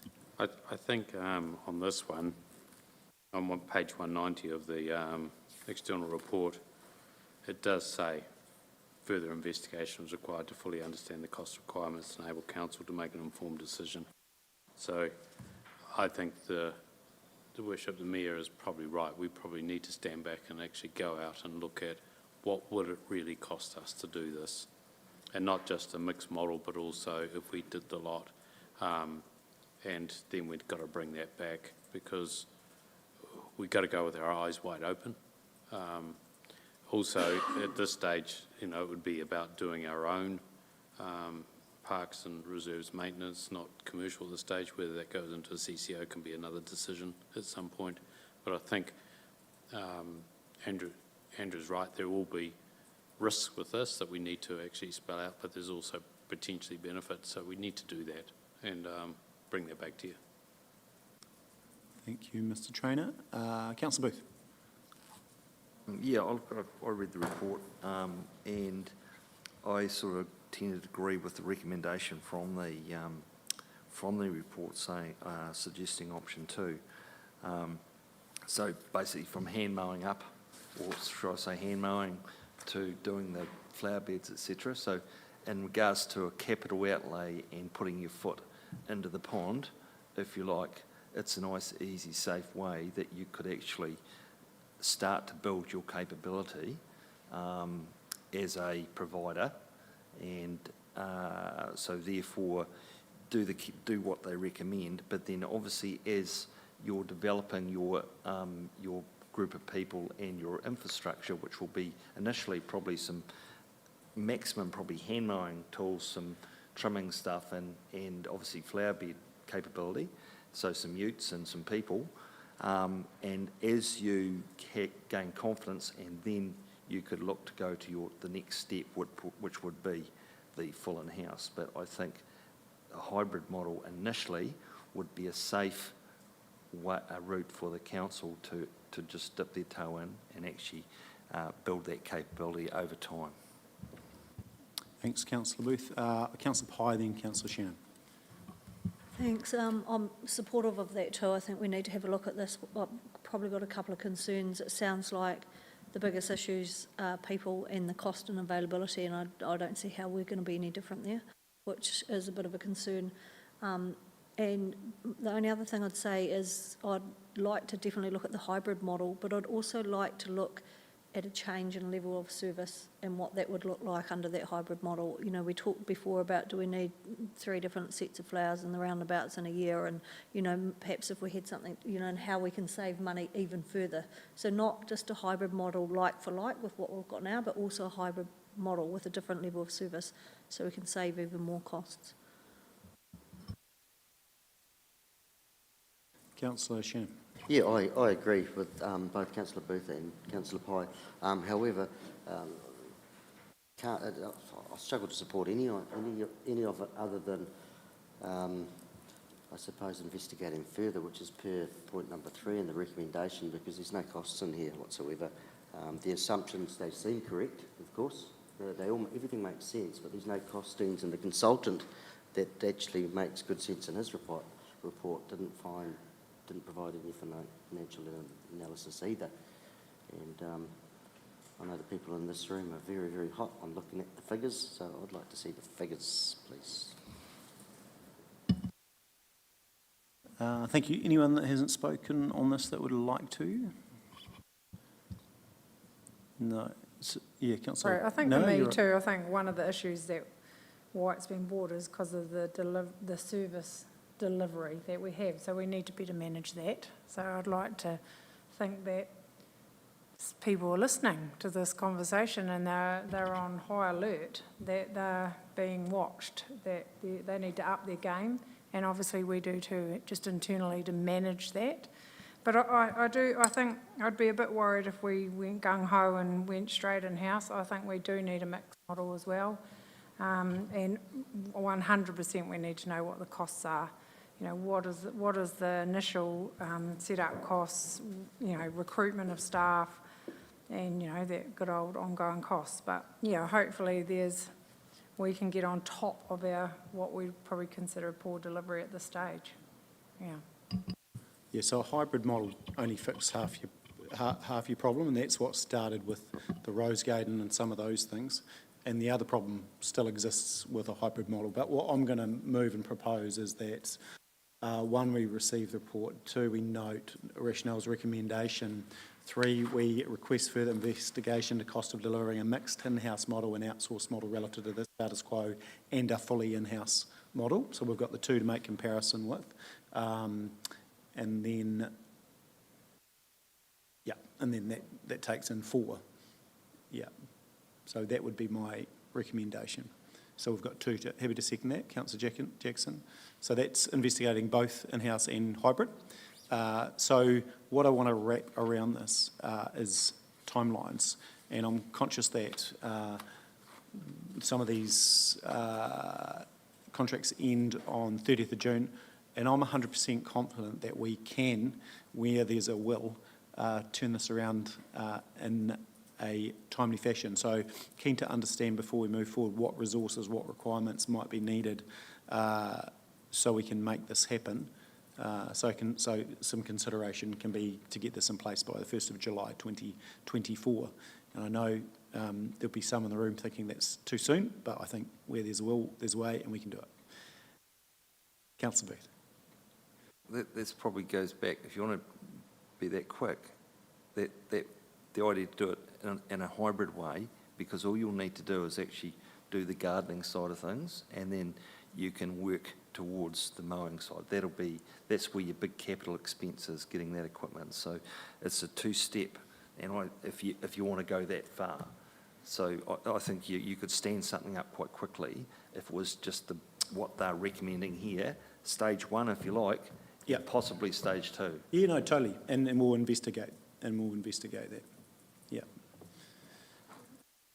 Point 19, Andrew, in your report, other considerations, and that's that the 16 contracts are consolidated. Is that at a later date, or did you need? No, it doesn't need to be done at this stage.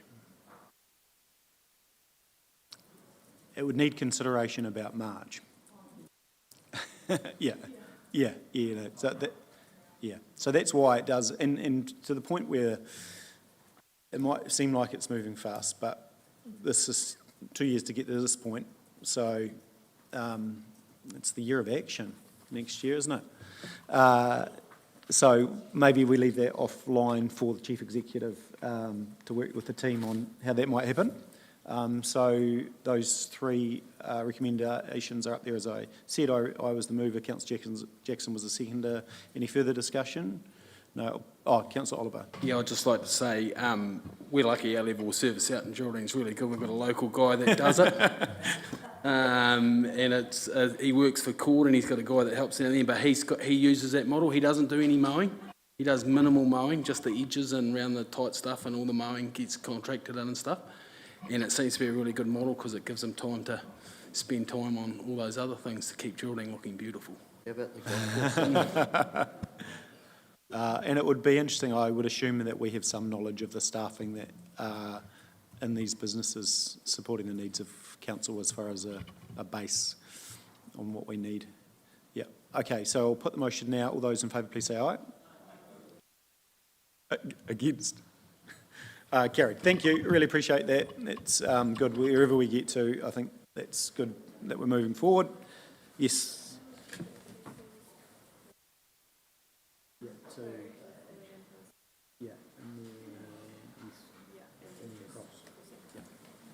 Perfect. No worries. Okay.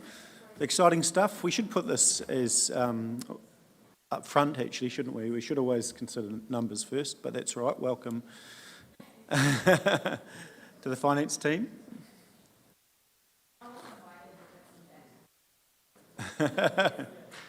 No. Awesome. Thank you. So 3-monthly performance report. And who wants to lead in? Thank you, Your Worship. Through you, we're just presenting the quarterly report. There's some highlights and lowlights and a little bit of discussion. I think the financials, you've already received those figures, and I'll let, if there are any further questions around the financials, we'll let Andrea's team talk to those. Yeah, we'll take the report as read and we're happy to answer any questions. Brilliant. Councillor Pennington, thank you. Mr Dixon, did we find out why there was such a dramatic loss at the gate of the waste centre? We about 600,000 short. Sorry, what was the loss of the? Sorry, Are we talking about computer's just frozen. I'm trying to look over Councillor Pye's eyes.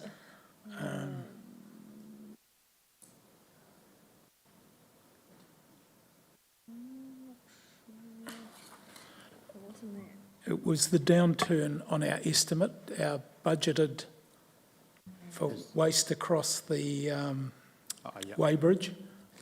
This is year to date. Yeah, year to date. Year to date, yeah. So the reason for that is that this is the Peel Forest landfill, where the waste is getting dug out of there and moved to Redruth. That will come over the gate and will be charged. So that's what that $600,000 is, and of course that project hasn't happened yet.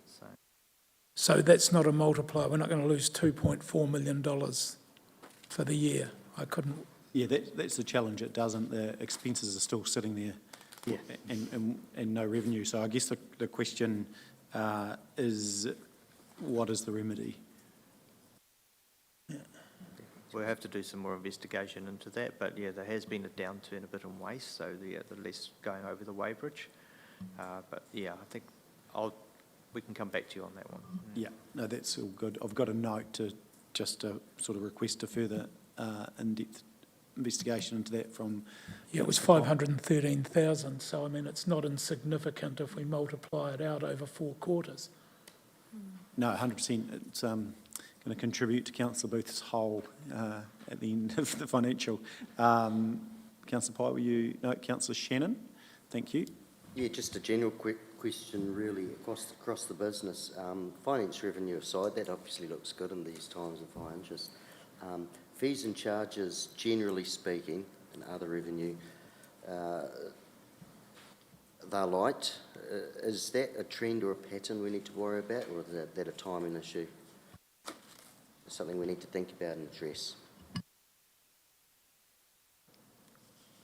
The fees and charges can be a bit lumpy. For example, dog registrations all tend to come in the first couple of months. And then there are other things that do affect that. It is up and down through the year.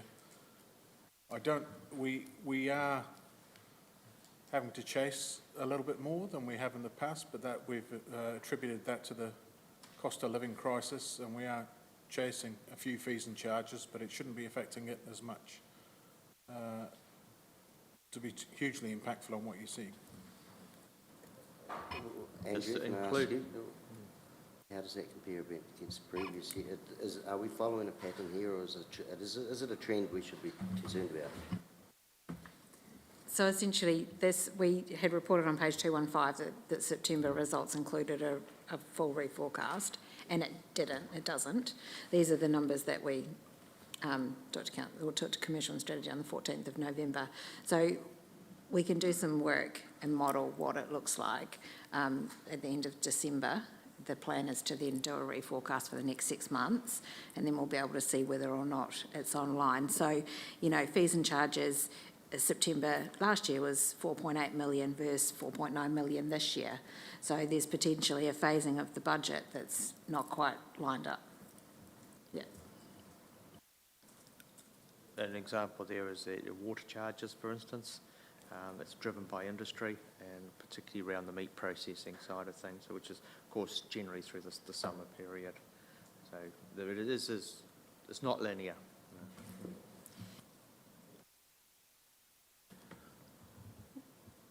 Councillor Pennington, yep. Just one of the things, and it does flow through a bit every time when we get these quarterly reports, and I don't know how easy or otherwise it is in terms of paying, but we've got, 100K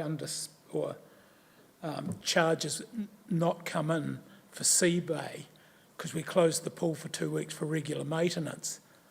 If we know it's every August, why have we got it in the budget that we'll receive those fees and charges? Surely that 100K comes out and then there's no variance. So going forward, we'll work on that process. The reason that this year we hadn't looked at those phases was we were finishing the annual report, the annual plan was happening, we were moving on to the next year. So there is plans to phase it. Similarly with the dividend revenue that we receive from TDHL, we do only get that in one tranche. So it's those kind of things that going forward will be certainly looked at. It's only because it saves you time and we don't look agree. alarmed because Totally. something hasn't happened because it was never going to happen. Yeah, agree, yes. Awesome, thanks, Councillor Piddington. No, Councillor Booth. No, you don't have to talk if you've got nothing. Over here, I don't want to miss anyone out. Couple of things from me. I just see some damage to the toilets at Pariora. Might be a question for Nicole. There's some consideration around those. Do we understand the use of those, etc.? Just because toilets have been a conversation around what's in the budget. Probably just need to give some thinking around smart spending, but I'm sure we are. Just wanted to acknowledge the work that Diane has done, Nicole, in your space with property, increase some of the tenancy in our social housing for housing or community housing. So it's really good, and she's doing a great job in that. Had an update at a housing meeting earlier this week, which was really positive. Just want to acknowledge See Play finally done. Thank you to all those, both council, internal and external, that were involved in that great community project, and I'm sure some around this table will be happy to see that behind them. And finally, a question actually was on roading service requests. Are we closing the loop? And I know we've had some of those discussions previously. I think there was a number, so I don't have it in front of me, but we were closing it within, or we were fixing the issue within a certain amount of days, which was 42%, something like that. But are we closing the loop? Because that was one of my pet hates, is that we're not going back to the customer. Yes, we are closing the loop as well as we can at this stage. Yeah, I'm not saying that we get everybody, but certainly there's been a huge improvement in that area, and we've got additional resource dedicated to that task now. Perfect, that's great. And so it appears that with finance costs, they're coming back in line a little bit. Finance combination between the deficits that was in expenses versus revenue. Do we still anticipate there being a hole? Because I guess some of these things that we've talked about, whether it's waste, whether it's finance, have we underestimated? And obviously that's a moving beast as far as, but we're not likely to take a whole lot more debt before in the next 6 months, are we? It's not really massive. We're hoping not to take debt, Yeah. correct? Yeah. So that'll fall out of the forecast again at the December, which will then lead into the long-term plan as well. Yeah, but are you comfortable with the direction that it's moving? It seems to coming back in line. But it appears that it was budgeted on 3.62 and we're paying higher. Yeah, we are, no, 100%, yeah. But it seems to be there was a correction from the last one slightly. It was a bigger hole than it is now. I think it's, or maybe, no, still the same hole. These results were the commercial and strategy. Yeah. So there's been no update since that point. Oh, okay. Yeah, maybe I'm thinking, okay, no, that might be my mind going in the wrong direction. It's okay. Yeah. No, still a hole. Any closing questions for the team? Thank you, Councillor Scott.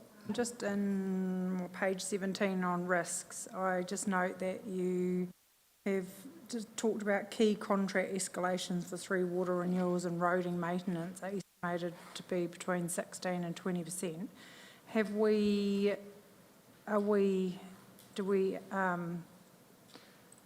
budget for that? Do we allocate for those cost increases, or are you giving me a warning? And do you reckon that includes construction? Which page? 217. Oh, 217. 15, risks, number 3. So I just wondered, do we prepare for those increases, or are you going to in your reforecast? And just a general question, do you think that's across construction as well? Because you've only highlighted 2 of those areas. So you're talking about 15.3, the water services side of things, yeah. Are there other considerations? We're estimating. Escalations, yeah. Have we budgeted for that? Yeah. No, we haven't budgeted for that. Yeah, but we are managing those costs as well as we can. We are still getting very competitive prices out there from tendering, which is encouraging. Yeah, so I think that as supply becomes more freer, the costs are reducing. So.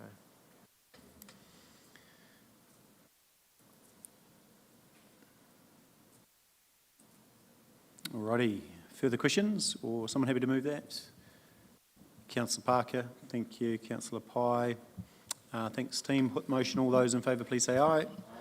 Against, carried. Awesome, thank you. Got off relatively unscathed. That was good, that was easy, wasn't it? Cool, move now to urgent business. There is none. Mine in nature. I've sent you all a list. I'll just go first to Councillor Parker's request of further information update on the Ombudsman report in action. Do you want to speak to that? Thank you, Mayor. Yes, so back in October, we got the report from the Ombudsman with his recommendations. There are 21 of them, and I would like a paper brought to Council regarding the outcome or completion of those action points or recommendations, so then we can acknowledge the investigation, the recommendations and our actions going forward. So just to be able to have a complete completion for this would be appreciated. Perfect. Thank you. Everyone comfortable with that? Councillor Piddington, you were comfortable, weren't you? Yep, perfect. I think we've got answers there. So look, I'll just for the record, I'll just read through that list that I flicked out to you. So this was one I've been thinking about for a while, but investigative payment. So this is just a request for action. We don't need officers to speak to any of this, but investigative payment solution for our Freedom camping areas with a focus on Caroline Bay. So is there a revenue opportunity sitting in that? Next one, we've talked about this, but I thought it was important that we have a formal request for a report. So traffic management, request a report on the cost of traffic management sitting within our contracts. Even if we can't change that as such at the moment, it'd be really interesting to know those numbers. But we will make sure everyone's got the right ones that they need to follow up on.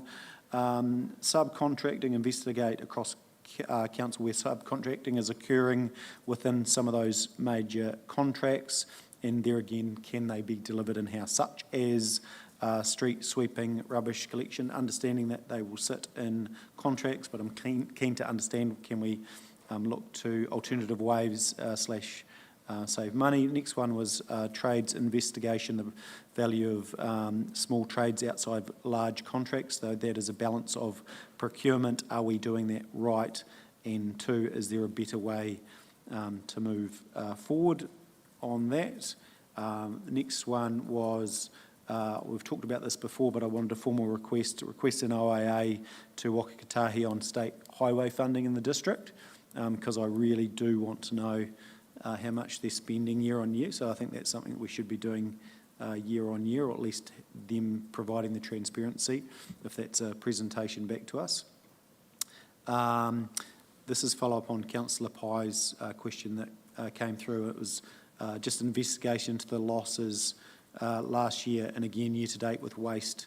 What are the actions required to run that activity at break even? We talked 6 months ago around fees and charges. We can change those mid-term, year if we need to. So let's make sure we consider that so we don't have a loss if we do need to move that in the new year. So that's another one. I've added one. I just want a clearer process for working with chairs on agendas across, and I know Councillor Pye, you and I have talked about this, just so that timing is built in so chairs have the opportunity to properly check those agendas, so we'll just increase transparency and they can have further input. So that might be that we just need a longer lead time. We may have to forego some items from time to time hitting an agenda, but I'd rather the items come through properly rather than rushed. Also, another request is a quarterly activity report, which we do get from some, but I'd also like that to include a quarterly forward work program across some of our activities. We can dial down into what that looks like, but it would be interesting. Just use parks. What are the capital improvements? What are some of those things that are going to be in the forward work program? We get it really well with roading. It'd be cool to see that across some of the others. I don't think it's going to take a lot because the team will know what they're doing anyway. Just a formal request, and this is following up from the workshop earlier, on assets not being utilised that could be sold, i.e. small pieces of land. There is the Royal Garden, gang pad, understanding those values, those sorts of things. And I think that's it, but they're really just requests for further information. What I'm proposing moving forward is that we have action requests, report requests. It'll sit under my name with some lead time so we can formally ask for reports, and then that makes it nice and transparent for everyone, and then there's just good follow-through. Councillor Puddington. I just wondered if we could work on some sort of template for financial impact when something comes to us, a suggestion to do something, you know, whether it's being rate funded, loan funded, the cost of it ongoing, you know, and when it expires, if it's a capital project, it runs for X amount of years, with some real numbers around it. Because to Councillor Pye's, we put our hand up and we don't really know what the impact is. Yeah, and there will be some work, so it's a combination of financial impact statement plus sometimes it's business case as well that might support it. So it's a combination probably of capital and OPEX moving forward. But yep, no, that's a good point, and that's I think been picked up by Chief Executive. Was there anything further? Sorry to just load that on you, but I think it's important that everyone over the summer period has something to do. No, Councillor Parker. I was just following up with yourself, Councillor Puddington, regarding Kennels Road. Is that being brought up from Minor Nature? Sorry, Kennels Road? Yeah. Oh, no, so we got to go for it, Councillor Puddington. They're just waiting for the national government in terms of 100 days to see what they move the Resource Management Act and other things, which may make it a lot easier to progress. So, sorry, I should have updated you. I asked Mr Cooper about that, and it seems sensible.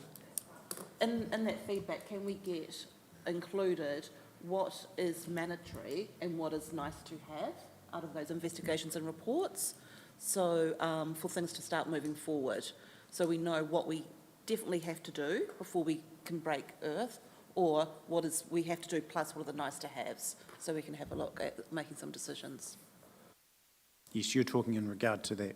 Different consents and investigations and about Kennels Road. Okay, yep, perfect. I think Mr Cooper's picked that up. Do you need to speak to that, or are you comfortable?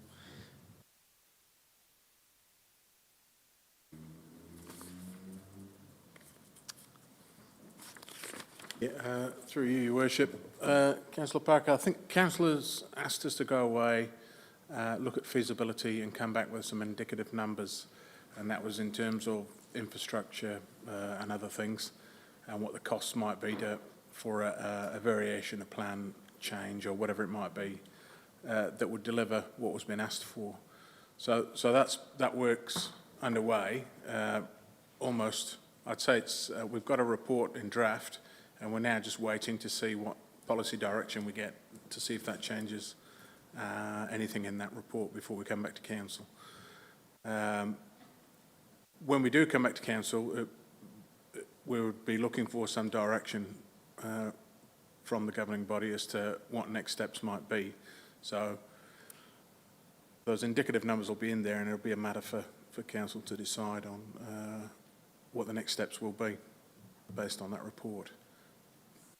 In that report, I mean, I'm no developer, but we outlined what different investigations need to go forward to start, and then, like, you know, does there have to be like environmental or archaeology, all those kinds of things?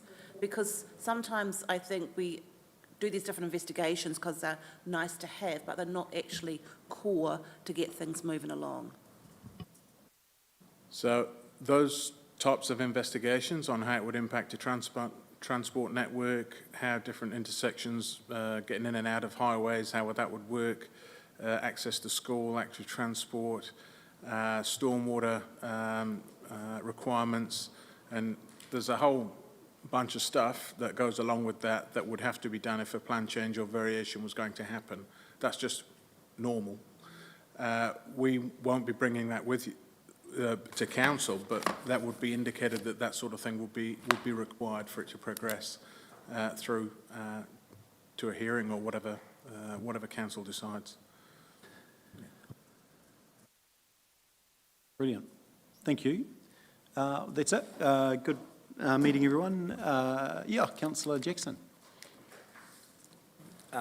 If you would indulge me, Your Worship, just on behalf of Seaplay, a bit of an early Christmas present, obviously, and just want to thank the council for their support. In particular, Bill Steens. I don't know if Bill's still here, but Bill, who's been supportive all along the way. Special mention to yourself for being supportive. Peter Burt, who was very helpful in the early days about how to deal with council when I was outside of council. Councillor Scott, for her support too with the fundraising side of things. So yeah, it's a real gift for the community. So thank you very much, and the support of all the other councillors that got on behind the project too. Thank you. Yeah, brilliant. Thanks, Councillor Jackson. Where was I? Yes, thank you. Thanks. Final meeting, council meeting of the year. So thank you to all the staff who've done a great job for the year. I know you don't get a lot of thanks, but we do appreciate all the work that you do. Thanks to the elected members. Make sure everyone enjoys a really good time off, make good decisions, and we want to see you all return safely after the break. So thank you. I appreciate that. Meeting closed.